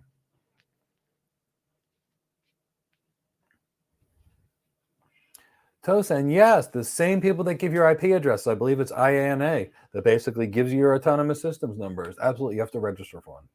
RN, RIPE, IANA, their names change, but yes, there is definitely a body that we have to go to every single time we register for one. Haven't registered for one in a while, but definitely. Although my cat Cindy, I don't know, she's making some pretty heavy-duty plans back in the business. Is there a difference between IBGP and an IGP? Huge. Can BGP affect the IGP? So kind of what it's like is this. It's kind of like you both own a race car and a tractor trailer. And you use your race car to be your IGP to basically sell fuel quickly. And you use your tractor trailer to basically transport large amounts of goods. So we use IBGP to carry BGP routes across our network. We use, what do you call it? We use eBGP to connect to external entities. So do you want to see how we carry routes across our network? We can show you that. I'll happily show you that. Sadie, could you please elaborate on advertising one more time? Sure. This is a slide presentation tool. If I don't own this slide presentation tool, and I go into BGP and say, hey, I've got a slide presentation tool, BGP tells no one, because BGP looks at my routing table and says, Mike doesn't have a routing presentation tool. So now I have a presentation tool, and I tell BGP to tell the world, I have a presentation tool. And then BGP tells the world about it. That's what we mean by advertising. So if I were to say, Chris lives in the Tampa, St. Petersburg area, I would be advertising his location for the rest of the world to find Chris. If I were to say, let's reach out to Reginald Duncan that's on this call. And if I said, Reginald Duncan is in my house, and I posted that to Instagram, the world would know that Reginald Duncan is in my house. Now, if the internet is a connection of dissimilar networks that are all connected via BGP, and Reginald Duncan comes to my house and I put in BGP, Reginald Duncan is in my house, guess what? The world's going to reach Reginald Duncan through me. Same thing with Eva Doikya. She's over there. She's over there in Hungary right now. She's off on her own. She hasn't told anybody about it. Eva Doikya, here's a router. Let's form a BGP neighbor adjacency with each other. Eva Doikya goes there, and she starts creating subnets in her network. She pops those networks in BGP. That's called advertising. I see the route advertisement. I can say, okay, to reach Eva Doikya's things, go over there as the next hop. That's what we're talking about when we say advertise. And that's a good question. So are there any other questions? Tosin, can another IGP use instead of IBGP? No, because we can't redistribute BGP into OSPF. I mean, you can do it in a lab exam like they make you on your CCNA, but if you do this for real and you take in 800,000 routes and you drop it into your OSPF, our replacements will thank us, because basically what will happen is we'll pop in 800,000 routes into OSPF. OSPF will crash, our routers will crash, and the entire network will go down. So no, we can't use, it's trying to like putting in 100,000 metric tons in a Ferrari. It's just going to crush it. It's just not built to support it. So no, we can't. But it's a good question. I'll create an IBGP environment so you can see why we're actually using it, because it's a good question.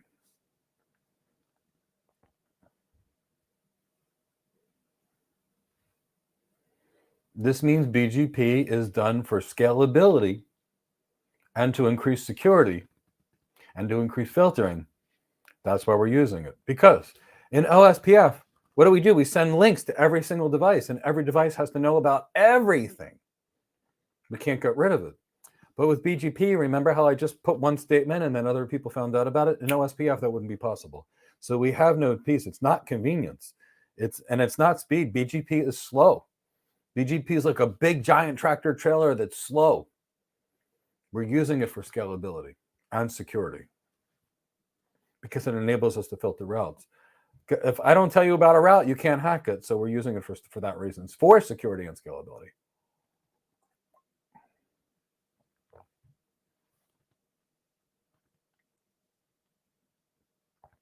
We have far more tunability options in BGP than any other routing protocol. Far, far more. A bunch of nerd knobs, as we like to call them. And I've used them all and love them all.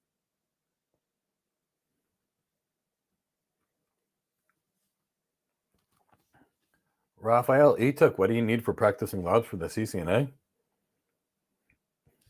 Well, it depends on what your goal is. If you're an cloud architect, you probably don't need to be configuring too many of these things because it's all system design. But if not, you've got three options. You can go to eBay and buy yourself a CCNA, CCNP rack. That's what I would do. I would buy those routers for about $200. I would party with them for about a month or two. Then I'd sell them on eBay for the same $200 that I bought them for. That's what I would do. Now, if you're looking for something much more robust, and your desire to build a big home lab, and you want to start working with Palo Alto firewalls and Fortinet firewalls and multiple clouds, and you want to generate traffic and test 4 vendors and just Cisco and Juniper and interoperability, you're going to use EVE-NG because all your big companies are using it. It's fantastic. And if you're looking for tree, there's like another freeware. There's like a GNS3, which works. Cisco's got like a packet tracer, which also works. The book that we're recommending, Raphael, that we mentioned that you should buy, we mentioned that everybody should buy this book. It comes with all the free labs and videos and to do it. So we just recommend that you buy the book that we suggested, the Wendell Odom book that comes with it. It's got hundreds of hours of labs, lots of videos, lots of work. And remember, Cisco made it. So that's the one we've been suggesting, and it's the one we suggest, Raphael. Good questions. Chris, were there any more before I go and show why we make the IBGP a little longer? Yes, OSPF is meant for speed. Exactly. And then, Chris, are there any others? What's that?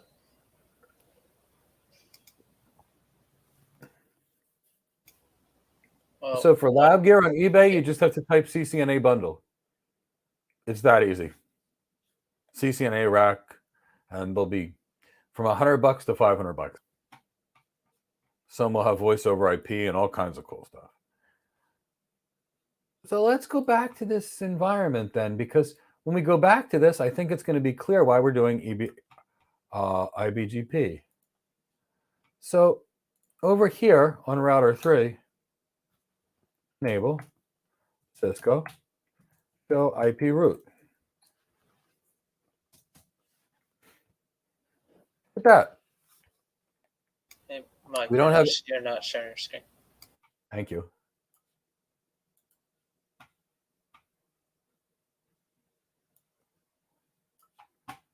Okay, so on this router right now, what do we got here? Let's have some fun. All it looks good. So we have no BGP routes. So this is pretty interesting. Now, if we go to router 1,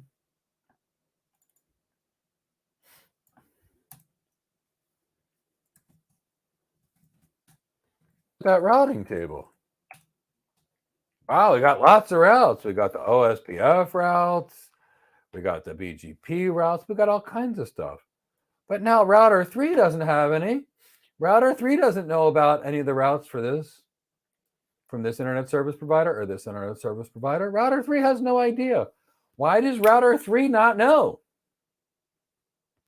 Because we're not running BGP on it. Because we're not running BGP on router 3, it doesn't know. So let's just have some fun with this, and I'm going to show you why. So you want to know why IBGP? Now we're going to get there. So we're going to go to router 3. And we're going to go to config T. Let's make sure we get the right autonomous system number because we're going to get ourselves in trouble otherwise. Show IP interface brief. And now it's 56789, right? Show run.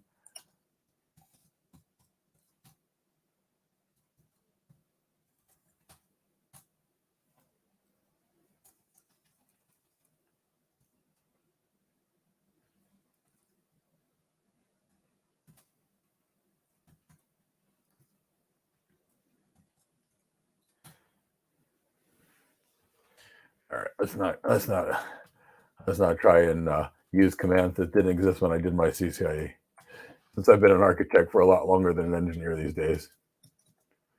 Okay, so we're at router 5, 6, 7, 8, 9. So let's go to router 3, router BGP 5, 6, 7, 8, 9. But help you got to be able to spell router though. So if you can't spell router, like me, well, then there's other trouble. So let's type in a neighbor. So router 3 is connected to router 1 via G00 via G01. So let's go to this router and let's see what G01 was. It's 10.0.0.5. So what's the opposite number on 10.0.0.5? It should be 10.0.0.6. So let's do this. Neighbor. It's also helpful if you can remember which window you're cutting and pasting and texting into.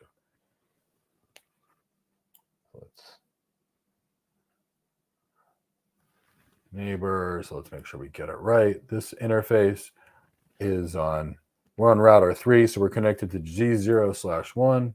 So let's make sure we got it. So it's going to be 10.0.0.5, 10.0.0.5, remote AS, 5, 6, 7, 8, 9.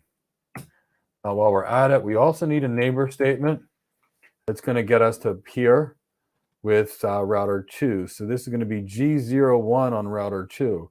So what's G01 on router 2 subnet?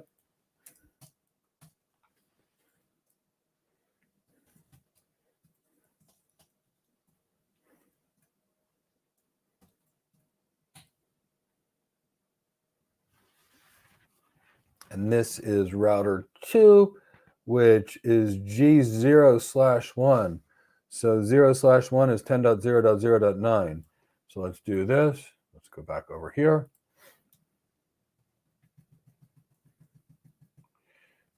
Now, what I've done is I fully meshed my IBGP peers, meaning this one's connected to this one who's connected to this one. Is there a reason I did a full mesh environment on my IBGP peers? eBGP is transitive, meaning taking in your routes and letting them out. IBGP is non-transitive, meaning it comes in and it can only go one hop and it doesn't get exported. So that's why we did it. So if we did a show IP BGP neighbors, do I have a brief option? No, we can see a neighbor 10.0.0.5, add a 10.0.9. So what do we think the routing table looks like in router 3? Not up yet. Why? Do we have BGP neighbor relationship? Yes. Are those other things being advertised? They sure are.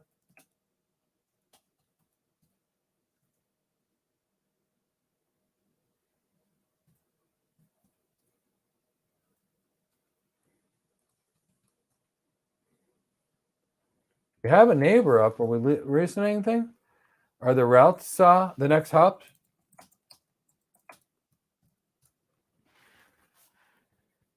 We're receiving things, but there's nothing in the routing table.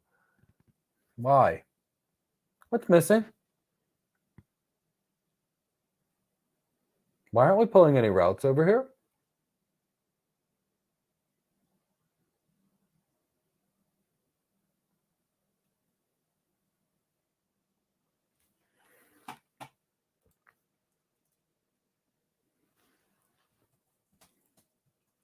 Anybody know what's missing? Let's look to some of the next hops. Are they all there? Are all the next hops reachable?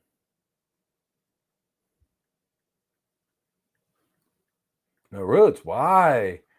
Is the next hop available? So let's make sure we can ping the other end. Make sure we can ping our neighbors, which we should be able to because we formed a what? TCP or UDP connection.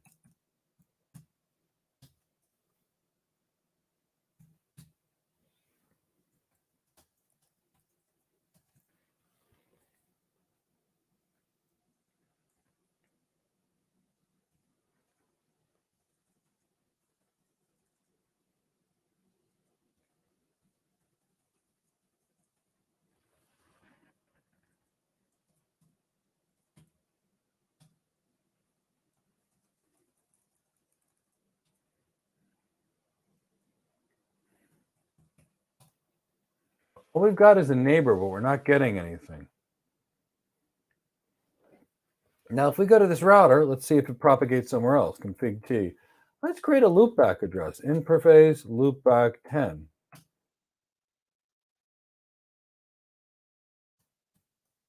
See if it propagates out. Let's put an IP out of curiosity. Address 60.60.60.60 to propagate anywhere else.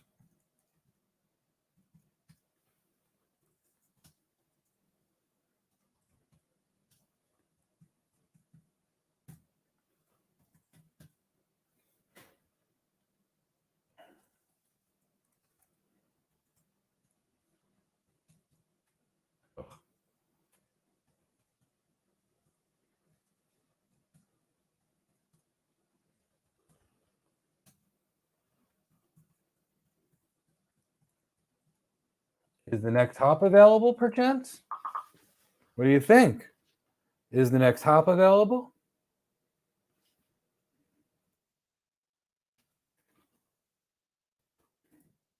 The next hop available will be placed into the routing table.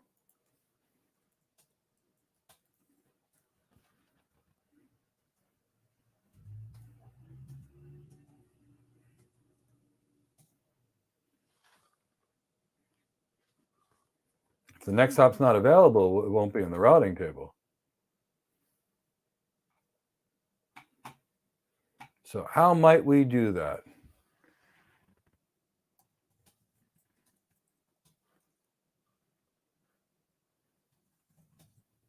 There's a command for this. There's a Cisco command. Anybody know what that command is? I see one person does. I see one does. Does anybody know what it is?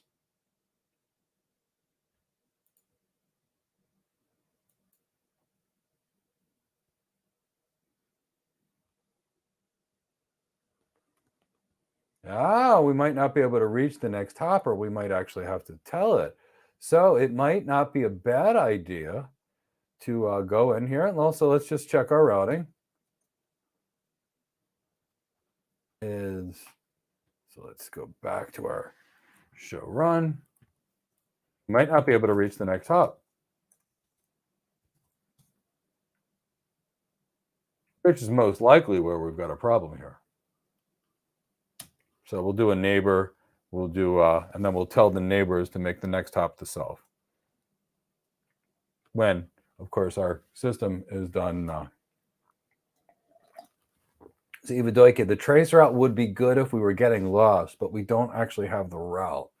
So because we don't have to find the route, we have to find out whether it's the next hop or something else. Now, it's usually the next hop when you can't pop it in there. So show running config, let's look at it. And realistically speaking, what this really is I've got some subnet that's not in the routing table, and that's why this next hop isn't available. So we can try and band-aid it with the next hop self command. If not, we'll have to add some additional routes and subnets to our IGP.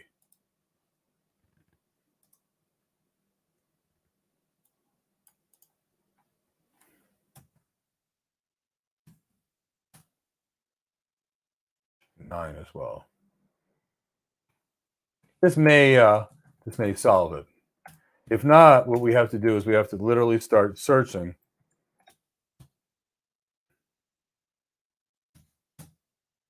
Now, I killed the BGP session by clearing it out.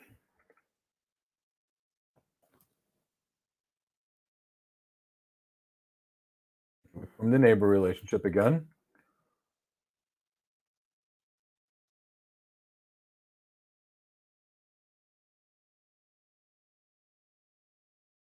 Now we've got a next hop for this route that we just popped in there. Let's look in the routing table over here. Back here.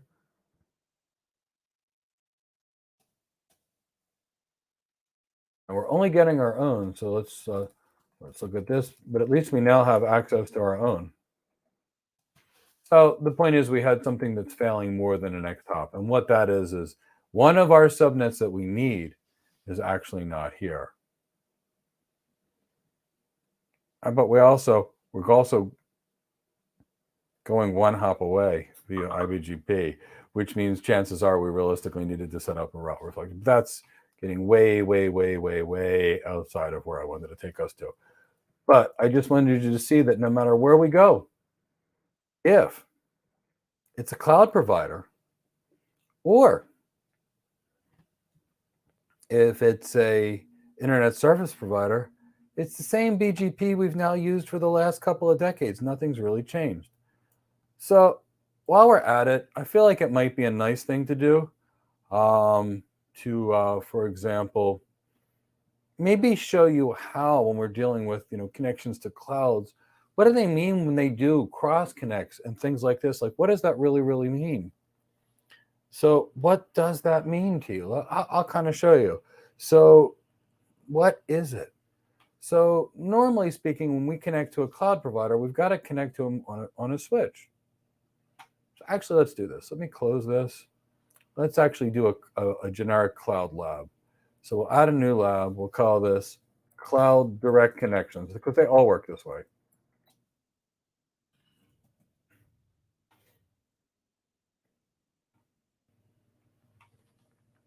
This is pretty normal when you connect to a cloud provider. We're going to have two routers.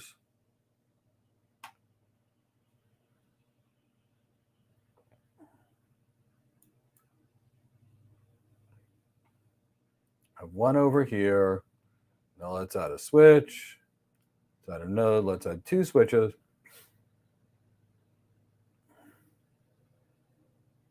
Two.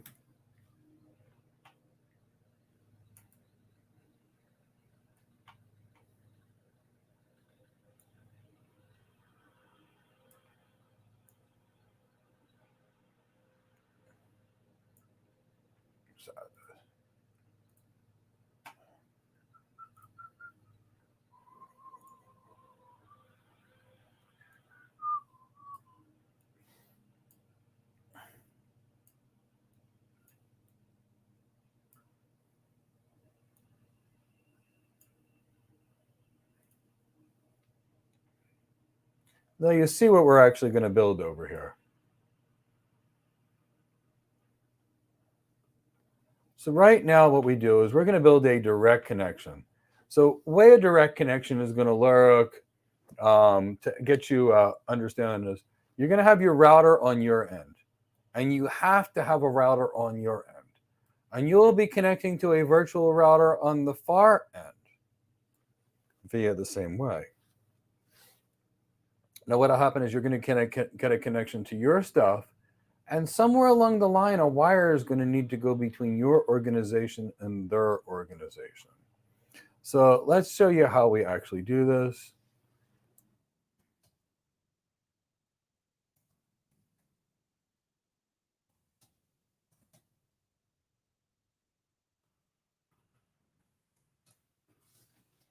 So let's what do you call it? So let's say we've got a router over here. This is our router. We'll start it up. Let's start this up. Let's start this up. Let's start this up. And let's let them boot. While we're letting these devices boot, everybody hashtag CCNA.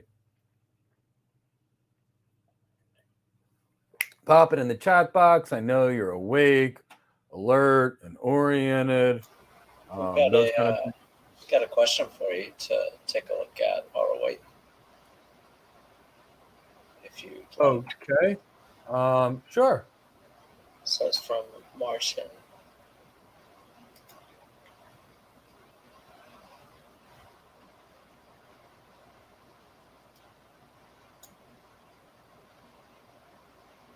Margin, I'm going to demonstrate how this works right now.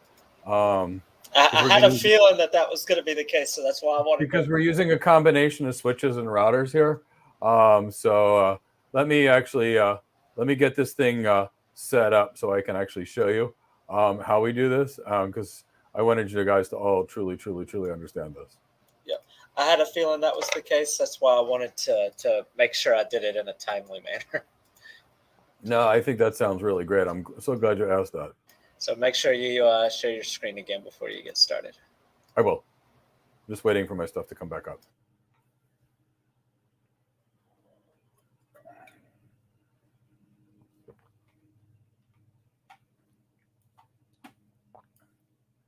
So when we deal with the cloud providers, we're going to have a combination of layer 2 technologies and layer 3 technologies, in that we're going to be using our own routers, but we're also going to be using some switching as well, because we're going to be sending VLANs.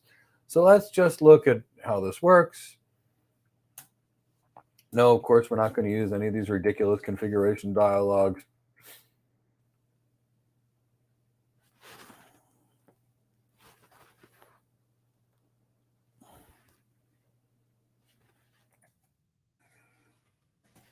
Okay, so now let's do this. Let's give it a host name, because I don't know about you, but I have no short-term memory, and I won't remember 3 minutes from now what I call this thing without a host name.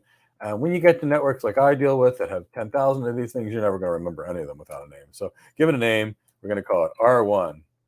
Now, what we're going to do over here, I always put a loopback on something as part of my addressing scheme. I'm not doing any fancy addressing. I'm just doing 1.1.1.1. 255.255.255.255. We only need one link over here. Now we also have to configure this link over here. So let's go to interface G0/0. The address 192.168.1.1 255.255.255.252. Okay, done.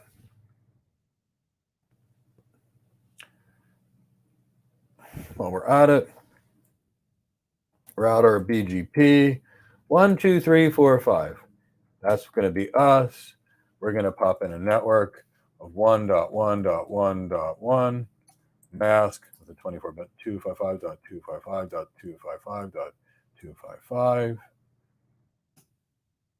We'll do a network 192.168.1.0 to mask 255.255.255.252. Okay. That's done. Now we're going to get on this switch. And the way all these things work is I connect to a direct connection location. So here we've got in this direct connection location. I forgot to share my screen, which is pretty normal. So unfortunately, let me show you what we put on this router so you can see what we did. We'll do a show running configuration. I didn't do much. Show run. See exactly what I did. I gave this router a host name. I did nothing other than added a loopback address and an Ethernet port, and all I did was told BGP to be on. I didn't pop any routes in. I did absolutely nothing over here. Now let's take this switch port over here on the switch. Enable. Now let's take, what we're going to do is we're going to configure this switch, and we're going to make this R switch, company SW, so we can see it.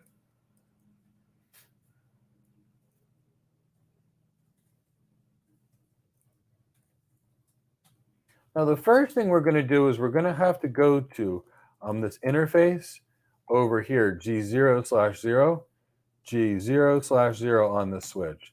Now, what we have to do is we have to tell this to be in a VLAN. So what we're going to do is we're going to give it a VLAN, switch port access, VLAN. Let's say 10. Now, what I did is I created a VLAN, and I popped that port into a VLAN. So if we actually do the show VLAN command, what you can see is we've got VLAN 1 and a VLAN 10, but we have to pop some ports into VLAN 10. So let's go back to this.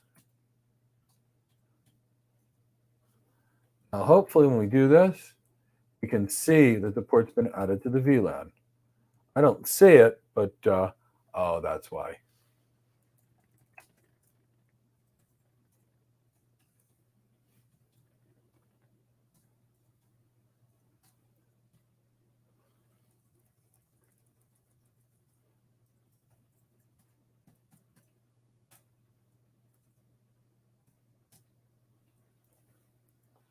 Make sure we got it right. Show VLAN.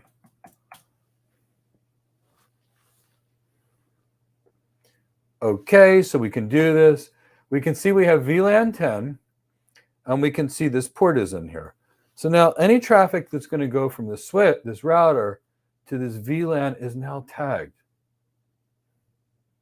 Now what we need to do now is, what has to happen is, let's go to this far end device. This is going to be our device, or our virtual router on the cloud.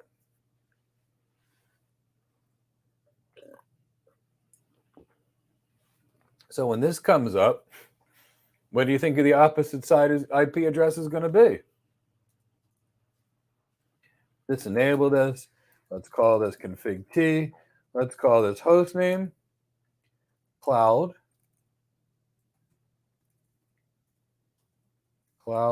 virtual router.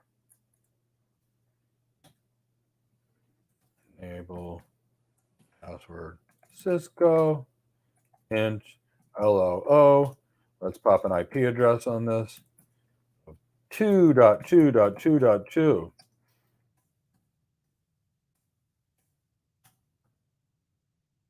No shutdown. Interface.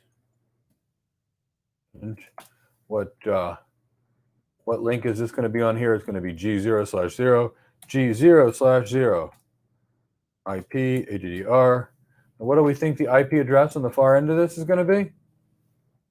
Show IP interface brief. It's going to be .1, right? So IP address is going to be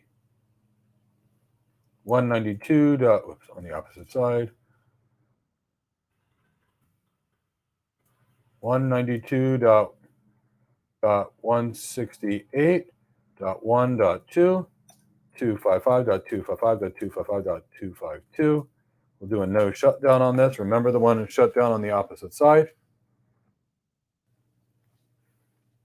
which we'll deal with in a second.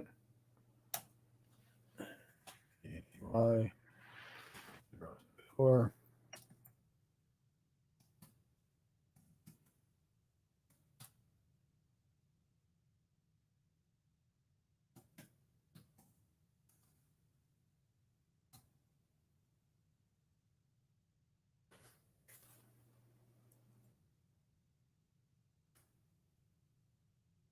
And when we connect to this device, it's going to be the cloud providers, not ours, the cloud provider's autonomous system number.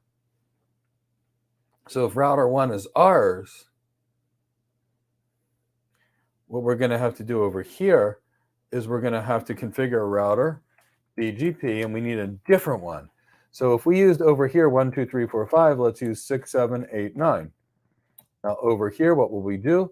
We'll pop in a network statement for the 2.2.2.2 with a 32-bit mask, 255.255.255.252, 5.555. Then what we'll do is we'll pop in a network statement for the WAN, 82.168.1.0, mask 255.255.255.252.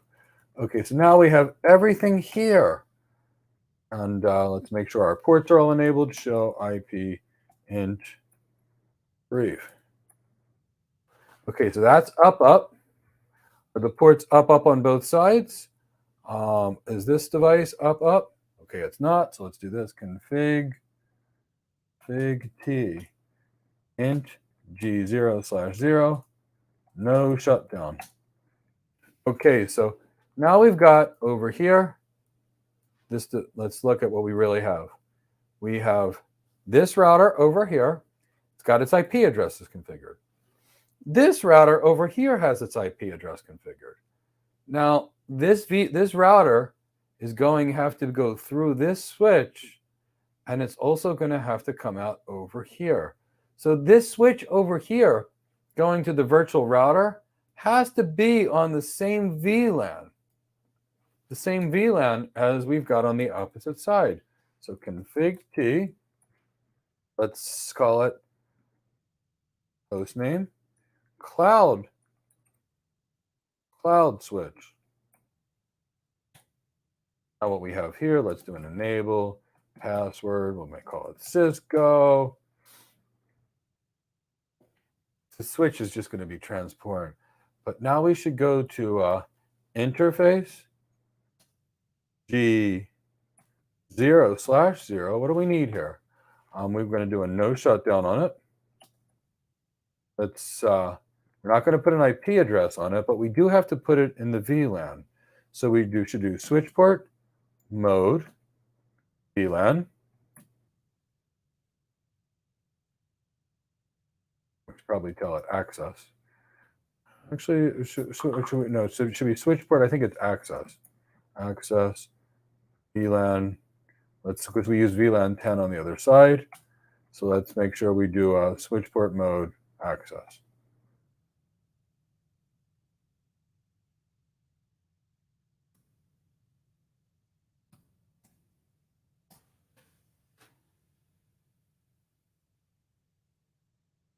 So VLAN, let's make sure we did it right.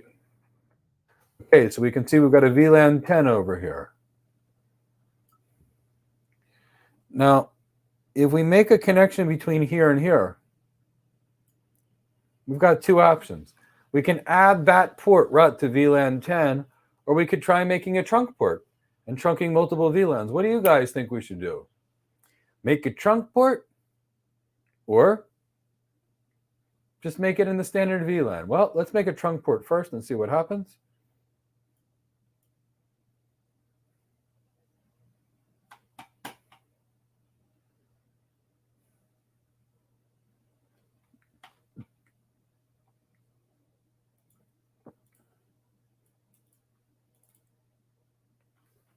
Let's go to the switch. Let's go to the link in between them. All right, so the link in between 1 and 2, config T. I haven't made a trunk port in 20 years because I'm a layer 3 person, but let's do it. It'll be fun. So let's make a switch port. So let's see with the link int G0/1. I think we should do switch port trunk. I think it's encapsulation. .1Q.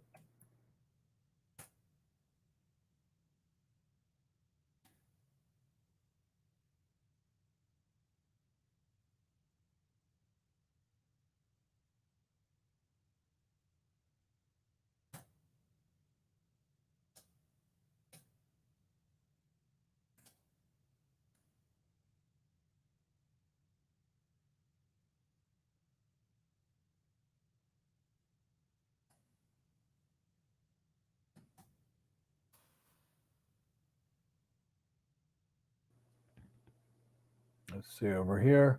VLAN 10, we've got some.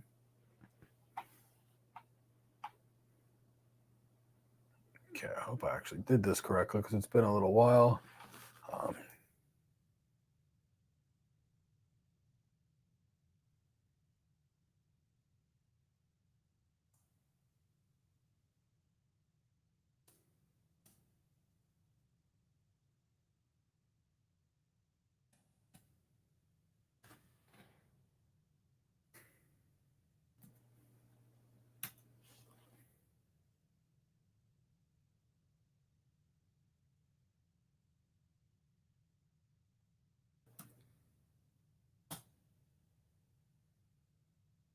Okay, so now let's do a show run because we're going to do the same thing on the opposite end.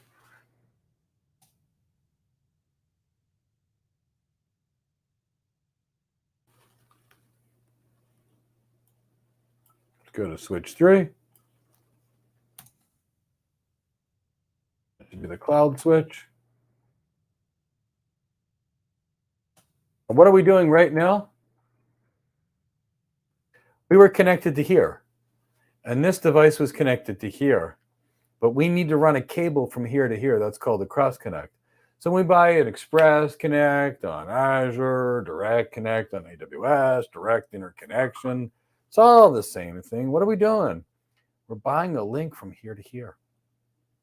And then they're going to run a wire from here to here, which is the same thing that we're doing over here. We're going to do this. Now, I haven't configured a trunk. We may have to pop it in the same VLAN to be on the VLAN, but whatever the case is, we're going to get it to work in some way, shape, or form today. So let's have some fun with this. We're over here. We've got our cloud switch. Now this should be switch 2, which is on our end. Let's make sure we can go through the same thing, make sure we're in the same environment. So cloud switch, it's going to be what over here? It's getting replaced int G0/1. Let's make sure it's the same place.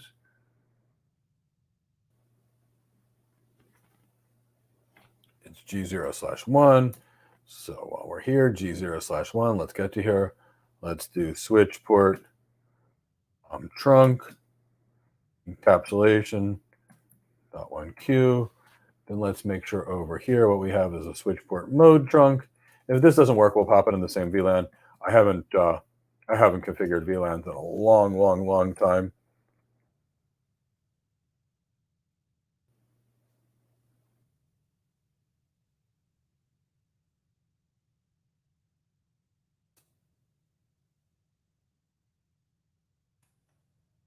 Okay, so we've got 2 ports that are up on both sides. Now, if we go from one side to the other over here, what do we have? Show IP int brave. Can we reach across the side?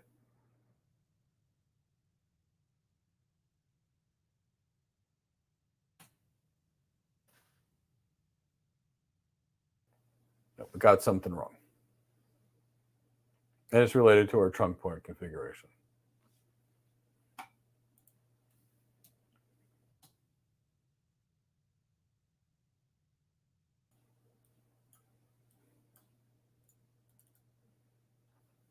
Just check and verify our configuration while we're at it. Make sure everything's up. Make sure we can reach ourselves.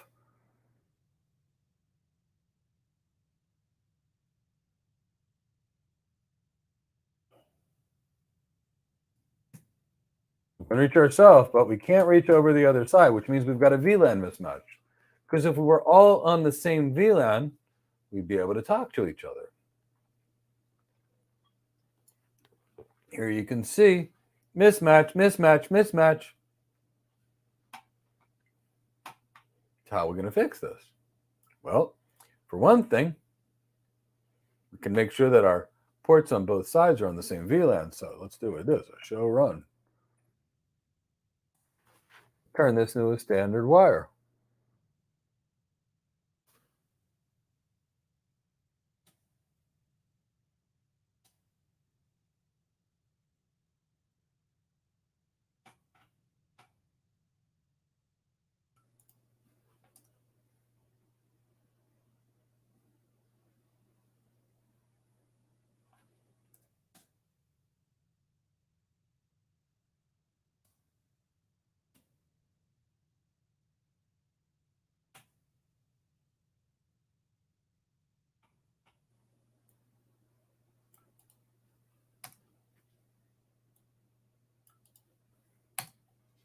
Okay, so we've done our half of the cable over here.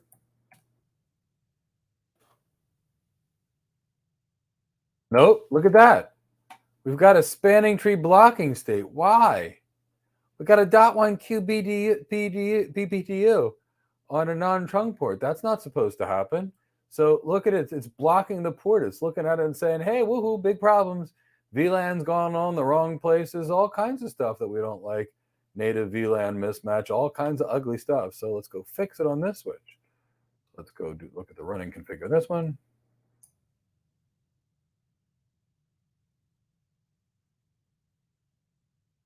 Media speed.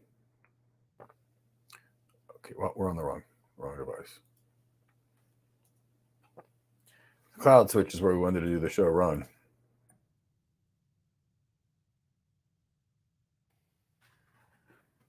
Cross config T. Int G0/1. No. Switch mode trunk. I'll get rid of that. No. And all of a sudden, those messages are going to go away. Hopefully.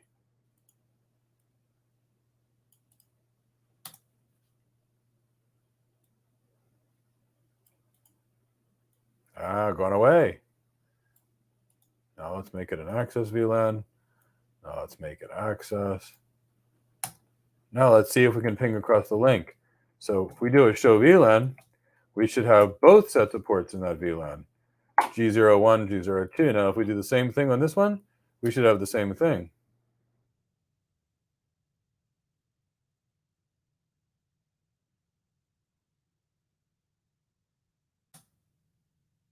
Okay, we got both ports. So can we ping on the other link now? We should be able to.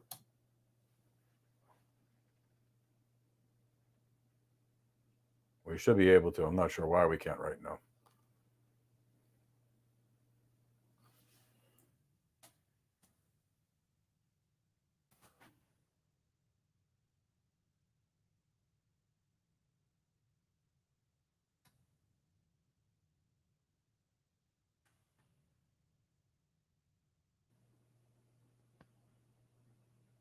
Let's make sure all our VLANs are the same.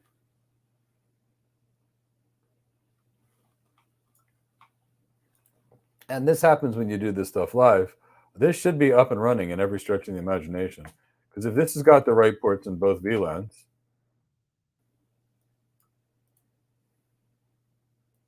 make sure both are there. And this one has 0101.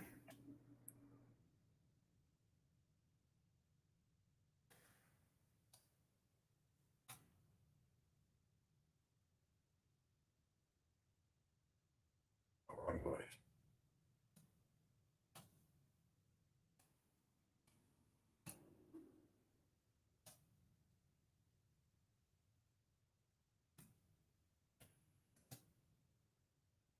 I'm not sure why we're not getting that.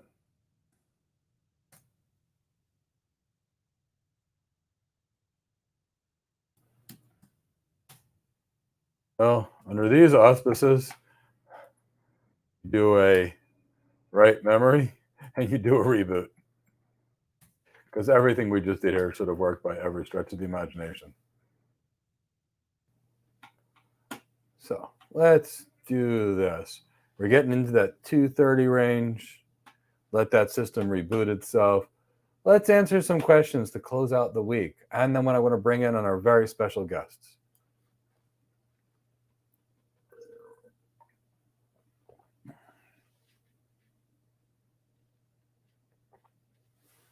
So let's do this, Chris. Let's bring in some questions while we let that stuff sort itself out.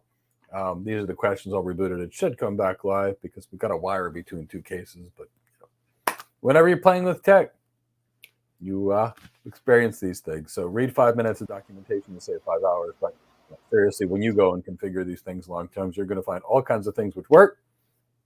And then you're going to find out that doing the thing that should work doesn't work, and then you need to tune it based upon an iOS variation or a bug. But in any case, we're dealing with pseudo devices and pseudo wires and pseudo connections.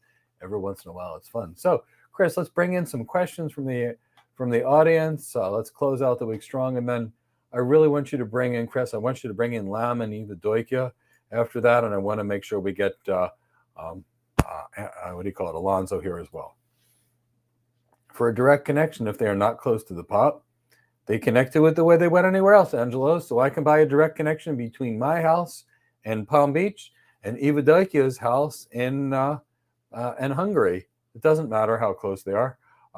We would just use the WAN connection. So if what you're asking could be what is edge computing, so here's the thing: we can run the computing in our data center, we can run the computing in the cloud, we can run the computing in our data center and some midway point to the cloud called the edge, like a point of presence. We can do it anywhere we want. So if the company is not close to the point of presence, they've got a wide area connection to the point of presence. That's all. Higher latency, that's the issue. And that's really where we get ourselves in trouble.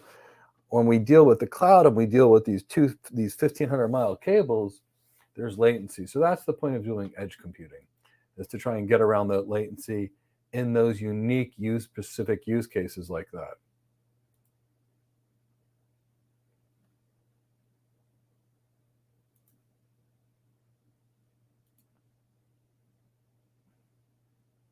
Was that what I forgot? Switch port access VLAN 10 on the second switch? I'm pretty sure I popped it there though. I will check just to make sure, but I'm pretty sure I had it in the running configuration. Show run. Let me check there, Tosin, because I've been known to forget certain things. So on the second switch, I have switch port access VLAN 10 and switch port mode access, and I should have that on both switches because, like I said, it's configured the way it should be. But let me just check.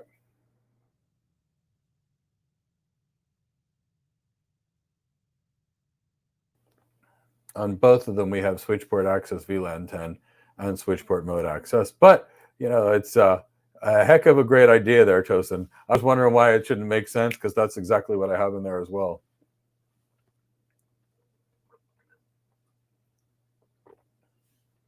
Chris, okay, Sadie, what does the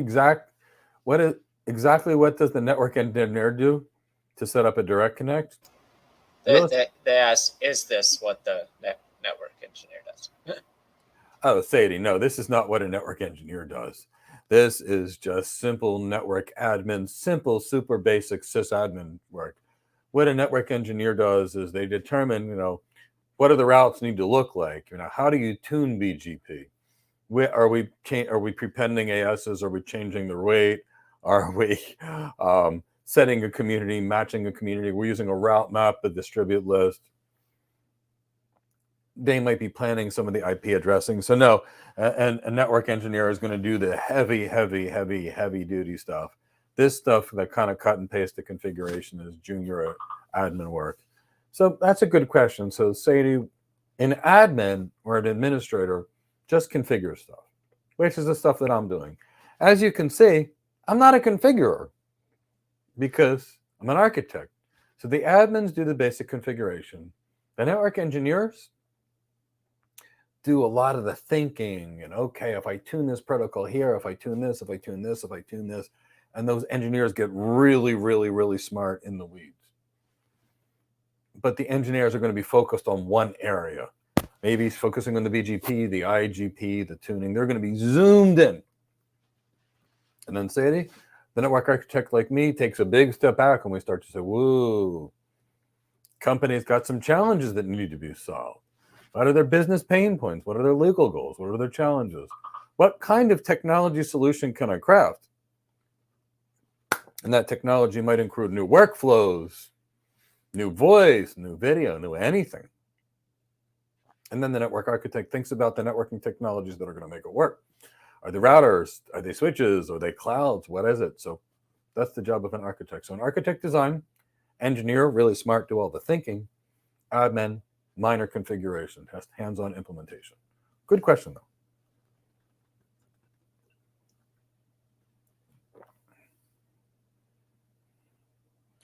Isn't direct connection involve an ISP? No, it involves a service provider who may also be an ISP, but they're very different. An internet service provider means, Sadie, is that you're going to the internet. And then through the internet, that's what an internet service provider does. A private line is you buying a wire. So this is the wire that you're buying, not the internet connection. And why do we have to use this? Because the internet is the connection of routers across different autonomous systems. Once I send your traffic to the internet, there's no guarantee that it needs to get there. I'm connected to AT&T. Once I leave AT&T and hit Verizon and hit Vodafone and then hit AT&T and then Centrally, I could be 10 internet service providers away before I get to my destination. And no internet service provider is guaranteed to deliver my traffic. And they don't guarantee me any performance or speed. So when we use a direct connection, no, we are dealing with a service provider who may also do internet service provider services, but that we're not buying internet service, not even close. We're buying a wire between them, Sadie. And that's the difference between a VPN and a direct connection. VPNs would, typically speaking, go through the internet. Direct connections, private lines, the wire that you're purchasing.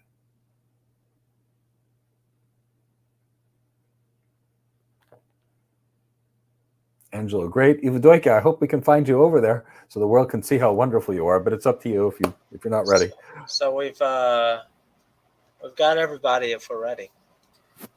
Let's bring everybody on. I want everybody to see the fantastic people that have helped put this together for the community. Me, just me, all by myself. I'm just kidding. Chris has been a big help too, obviously. Lyman, good to see you. Alonzo and Eva. So let me introduce everyone here. Everyone in this group is someone extremely special. I call Alonzo my brother because we speak at 10 o'clock at night over things that are totally unrelated to these things. Letting all of you know, starting in 2 weeks when I get back from my vacation, there's going to be a Mike and Alonzo show. We're going to be talking about current events, fun stuff, and networking, fun stuff, and cloud. Alonzo's actually heading up our cloud engineering program, so you're going to see a lot more of Alonzo coming forward. Now, Lyman is an old school CCNP. He's been working in networking for a long time. He's got some cool cat clothes around because he knows we love cats around here. Lyman is an amazing cloud architect. I'm going to say this again. Lyman is an exceptionally good cloud architect. He's helped us with our books. He's helped us with our content here. Lyman is a cloud architect. For anybody that needs a great cloud architect, Lyman is your guy. I mean, he's fantastic. Know him, respect him. He's been with me for months, and I'm very grateful that he helped. Now, Eva Doik is here. I can't even begin to say anything but great things about Eva Doik. I wouldn't even know where to begin. I have so many wonderful things to say from the first time she and I spoke when she was in England and she was telling me about all these amazing languages that she speaks. She helped draw so many graphics. She helps research with everything, and she's been a blue wrench. So, Eva Doik, you're too humble to even be here. So thank you for showing up. Thank you for being here. The world needs to know what an incredible kind of cloud architect you are. Network engineer, network architect. You've done so many great things out there, Eva Doik. Thank you so much. Thank you for this possibility, Mike. So, I'm really lucky to say it. Sorry for interrupting. I just wanted to compliment my colleagues because it is the first time that I find myself in a situation where actually everyone in the team is participating with a great dedication, great seriousness, effort. So there hasn't been a moment that someone hasn't done their share of tasks, and no one complained. Everyone helps one another. So thank you very much for that possibility, and I love you folks. Thank you so much for everything. And I love every last one of you that are there. You and I were all very close friends. I got to tell you, not only are these amazing people helping out here, but most of them have also been working with our Cloud Heroes Africa project, where we've got 50 volunteers in sub-Saharan Africa, getting people through AWS certification. So these are really, really special. Alonzo and I have been working behind the scenes pretty much every day for 6 months now on a project. Literally speaking, the calls that Alonzo and I have are nonstop. If there's ever anything that's been drawn that looks good, professionally speaking, like on a website or something, it's probably because Alonzo fixed it for me.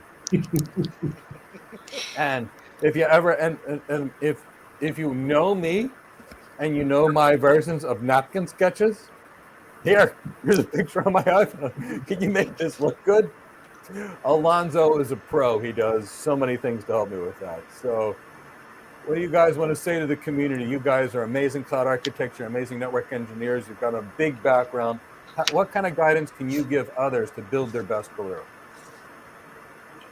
Well, if I may, first of all, Mike, thanks as always. You've created a phenomenal platform for everyone, whether they're new to cloud or whether they're very experienced, a voice for everyone to come together, learn about the cloud agnostically, be able to compare notes, be able to meet like-minded people, and it's just a phenomenal thing.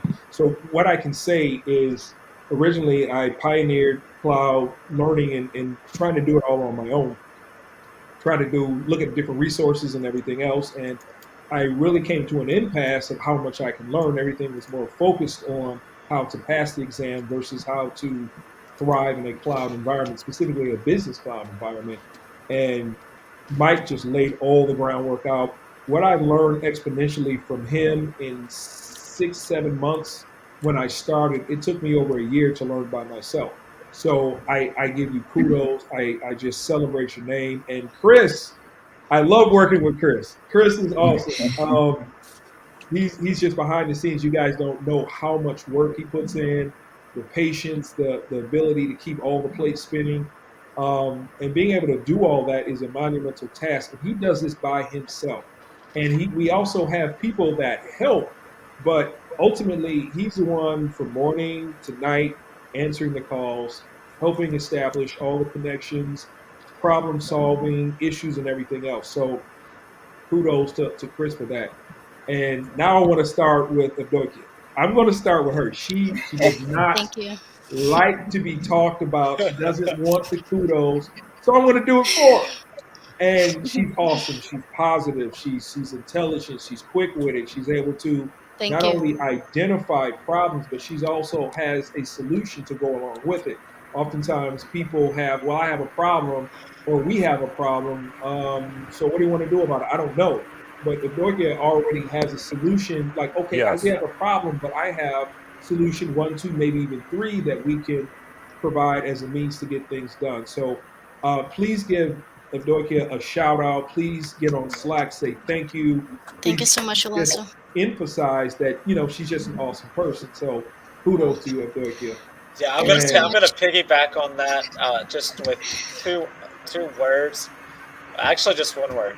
Persistent. Yeah. I mean, she's persistent, You know what I'm talking about, right? which is great. You Yeah. have to be persistent, and so that's all I got to say about that. Thank you very Yeah. much, Alonso. That's really a touching message, and thank you, Chris. I really don't know what to say because I haven't been treated so well in a long time, so that's a bit too much for me. Soak it in, girlfriend. Soak it Yeah, in. Yeah, it's seriously. Chris no, feels that way. thank you I so feel much. that way. Alonzo does. I know Lyman does. I know every student I have does. I know Yes. people come to me and they're like, Eva Doikia makes the world such a family. And people are working with you in 3 different continents and they love it. They all tell me how wonderful you are. So thank you. Thank you. I'm happy I can contribute and I can help anyone as much as I can and as much as it's possible. I'm always happy to provide content and help and guidance and just, I don't know, regular talks between friends. So we are in this together, folks. Yeah. And That's the also, I key. want We're all in to, it together. yeah. And Lamin, I'm watching him. He's doing Cloud Heroes Africa with in Cameroon with us right now. He's making content with me. I'm always running something past Lamin. So I got to tell you, I wanted to make sure the world knew your names. You guys are doing way above and more than other people that are doing it as their careers, and you're doing it just to help people out. So please, I wanted the world to know that. And of course, we all know how I feel about Chris. Chris takes phone calls from me at 11 o'clock at night. Hey, Chris, I had this wild idea. Can it work? And wakes up in the morning with 42 ideas from hyperactive Mike, to which like, hey, this is a great idea, Mike. Yeah, this is great. Mike, I don't think this is the best of ideas. And we all need that person that checks us. So, Chris also makes sure that my students are successful, meaning his students too. Chris makes sure that we respond to everything we need to, that everything works. So all in all, this company is half Chris. Got to say lots of great things about Chris. Even though we've got other employees and lots of people, Chris does a lot to make this successful, and we know that. I got to say, Okay, it was a pleasure working with you as well.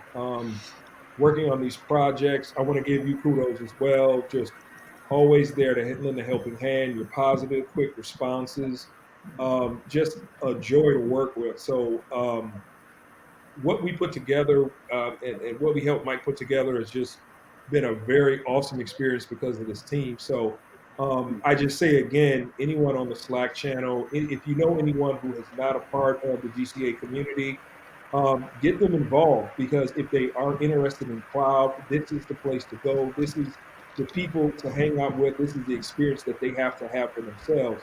And I don't say this, I mean, this is not paid promotion. This is my own personal experience. So I want to be able to just do that as a disclaimer that it's been one of the best decisions of my life. And anybody with cloud or interest in cloud, jump in and you will learn exponentially and it'll be life changing. So thanks again, Laman, also for that. Yes. Alonso, I can only I agree just with want you. to share Yes. this experience that I had.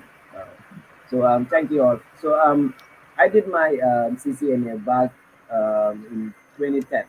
So and after doing my CCNA, when I started working in the industry, I was lecturing CCNA. So, but then the way I was doing it is just edit normal um, normal PowerPoint presentations, and we just do the presentations. I never had the experience of creating like the materials like we did in when we were doing this when we were creating these presentations, these materials. So this was a great experience for me. So from now on, I have learned a lot from Alonso, Ivo, and everybody. And Chris was amazing as well. And Mike, we couldn't say much. So and with the networking experience that I had of recently, I think January to December, I did some certifications on cloud, and I want. I don't know how important the people who are following this CCNA, how whether they know how important this is, but this is very very important because the CCNA is the background of the IT, is the backbone. So if you have this background, you will be if you have this background, you'll be able to do any like the cloud comes easy because I did like 6 certifications in 2 months. And if you look at it, it looks like it's impossible. But it is simply because of the background that I had. That was the reason why I was able to do this. And apart from that, I was also involved in like the book authoring. All those are learning processes. Other projects were there that we were also doing, we're building the cloud on our own. So there is a lot that, like Mike would say, like you train like an Olympian. So if you are definitely training like an Olympian, it will be easy for you to definitely achieve. And I'm so grateful to be part of this team. And Ivo, thank you so much for coming. And thank you, Chris, for everything, and thank you, Mike, for having our back, taking us through this thing.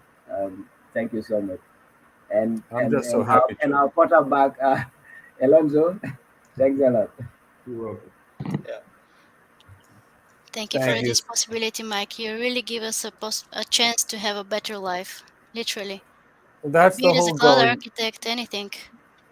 When I started in tech, I came from medicine, so I was a bit of an oddball.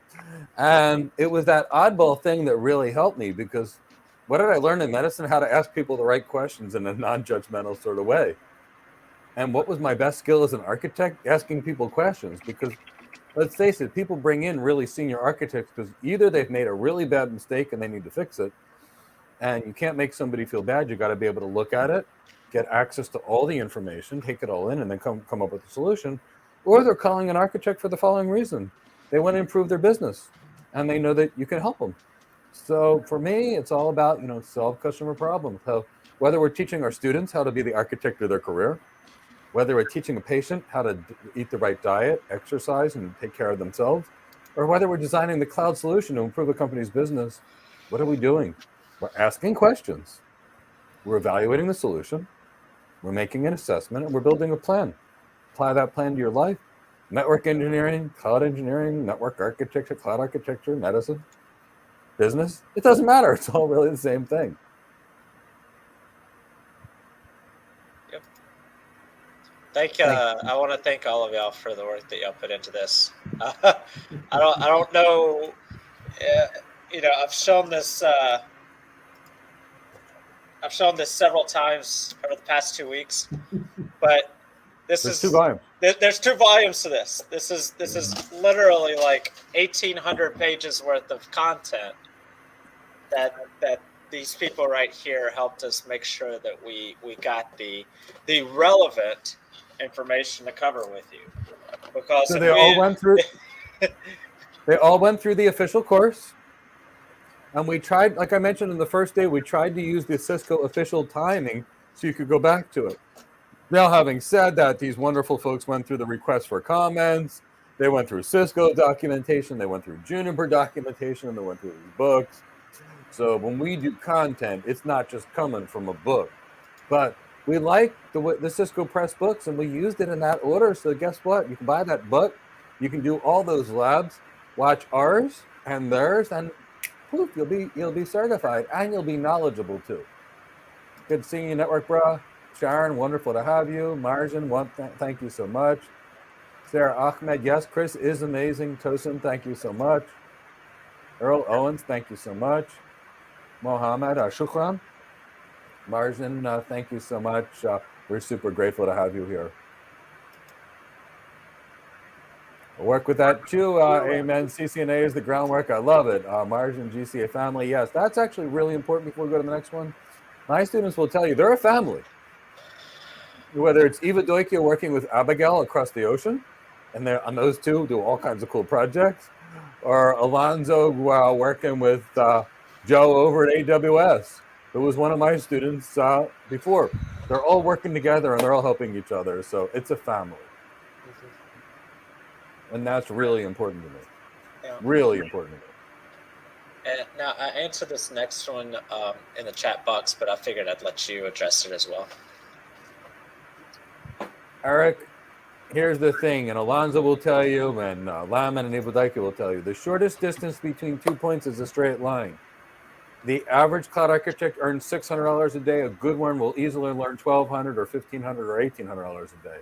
The sooner you get to my program, the sooner you graduate. So if you wait 2 months to do the CCNA, when you start, it's going to take you just as much time because remember that what we're teaching right now is technical.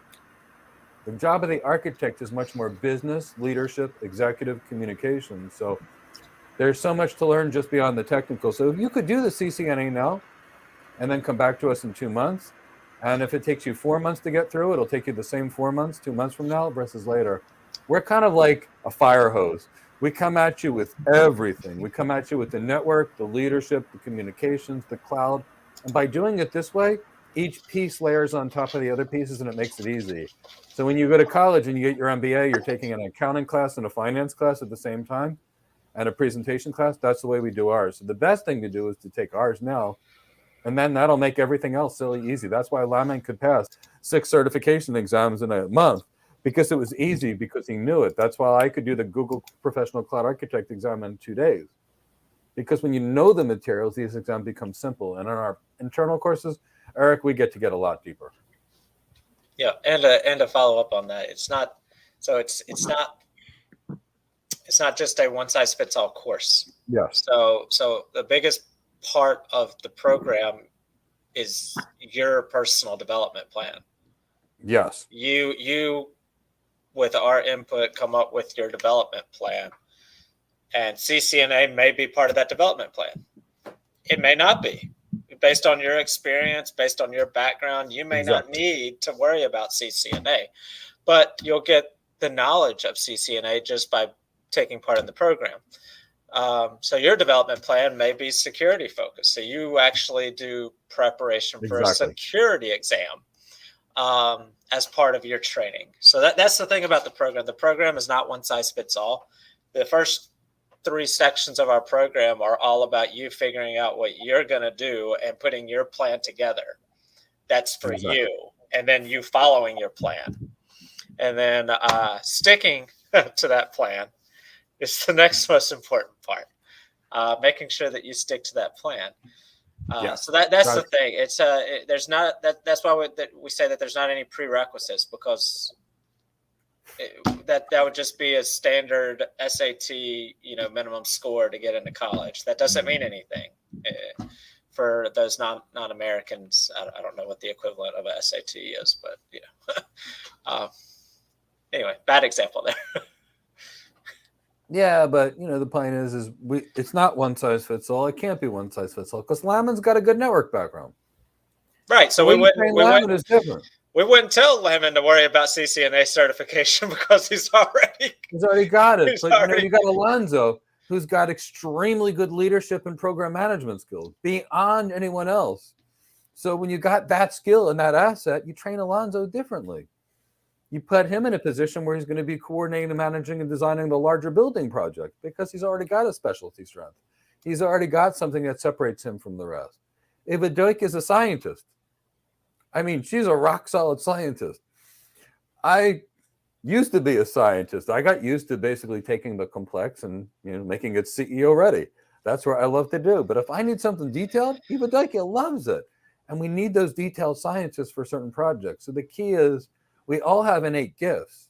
I like to say they're our superpower, but we all have something special. For me, I like to communicate. I like to present. That's my thing. That's how I built my career on presentations and white papers. But that's me. But my wife is Miss Analytical. She can do calculus in her head. I'm not joking. So trying to get her to play my game of presentations would be silly when she's got an IQ of 170. She learned Spanish in 2 weeks because her translators couldn't understand her thoughts. And she can do calculus in her head. For her, she plays the analytical game because that's her strength. So the real key is that's why we don't have anything focused. We have a career development program on the first day because I want everybody to use their best strength. That's how you win. You use what's good to you. Chris is so darn organized and analytical. He can find patterns that I can't even imagine. And does. And says, Mike, look at the data. I built an entire career on gut. I literally could walk into a room with 500 people in there and read the people because I practiced medicine and I pretty much got an extra degree in psychology, which we don't really talk about because it was a big hobby in sociology. So undergraduate, I did an extra 60 credits in psychology and sociology. So I'm used to reading people and I used to take reading people lessons, but whatever the case is. Thank you so much, Tosin. What a nice thing to say. Raphael, thank you so much. Frank, thank you so much. Jermaine, Team GCI, I love it. Roman, what a cool name. I'm assuming you're Russian with that name. Mark, thank you all. Danica, thank you so much for all the work behind the scenes. Yes, thank you for everybody that did all this work behind the scenes. I promise you, to make 2,000 slides with those kind of graphics was not easy. Finney, thank you so much.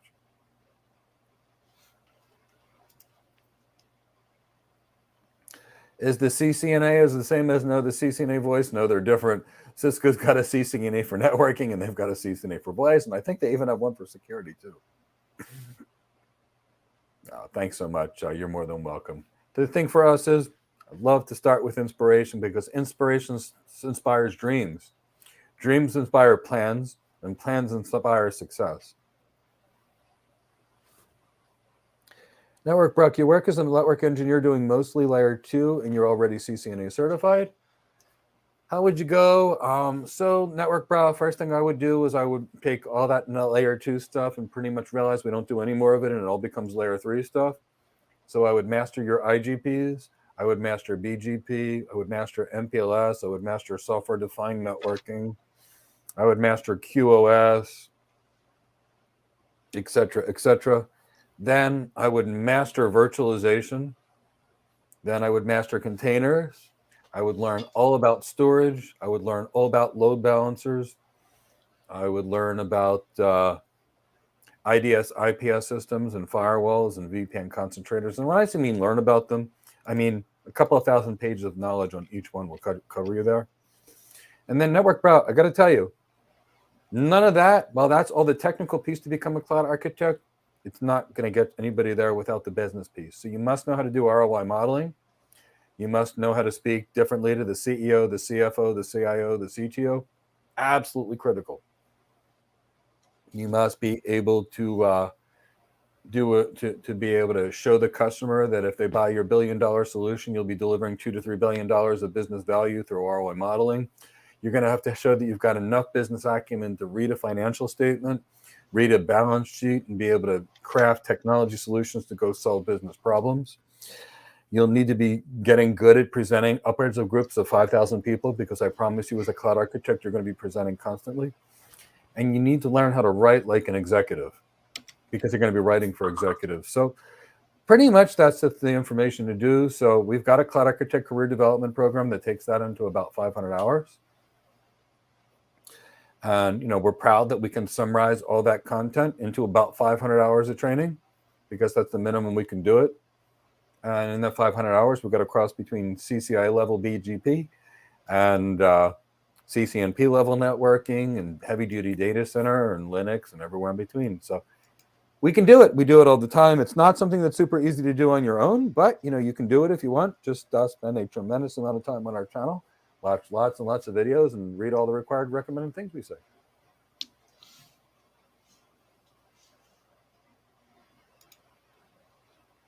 So Tom Orpheus over there in the Netherlands, it's good to see you. Just in case you understand me, Yasu Abdallah, thank you so much. So do we have anything else that we want to do to close out the boot camp? I think everyone should have a wonderful, wonderful weekend. Personally, I'll be a little scarce for the next week. My team has told me I have to take a vacation. Yes. They have said that, Mike, you've been working 120 plus hours a week for the last year straight. You haven't taken a single day off, except when you had COVID, and you took 2 days off and continued work with COVID for 6 weeks straight. So and my you team did not do that voluntarily. Oh, well, I mean, I guess nobody can tell the CEO they have to go to work, but I have students that depended upon me, and I have students that need to get hired. And like Monday night, 3 people called me, and since then more people called me. So I got to get my students hired. So I'll try to fight through COVID if that's what it takes to get my students hired. But you know what? It's been a year. I'm going to take off a week. Boy, when we come back, there's some cool stuff our students are going to be experiencing. Enjoy the time off. Yeah. Have a wonderful weekend, everybody. Take care, Bye. everyone. Thank you, everybody. Thank you all. Thank everybody that participated. Take care. One more time, hashtag CCNA, and one more time, hashtag Cloud Hired. That way we got all kinds of cool trails that I can see when I go watch back the videos. It's going to make me feel good that you guys were all here and you guys all paid attention. So thank you so much. I look forward to seeing you on another video very soon. My team has lots of videos that they're going to be posting in my absence next week. Bye, everybody. Take care, everyone.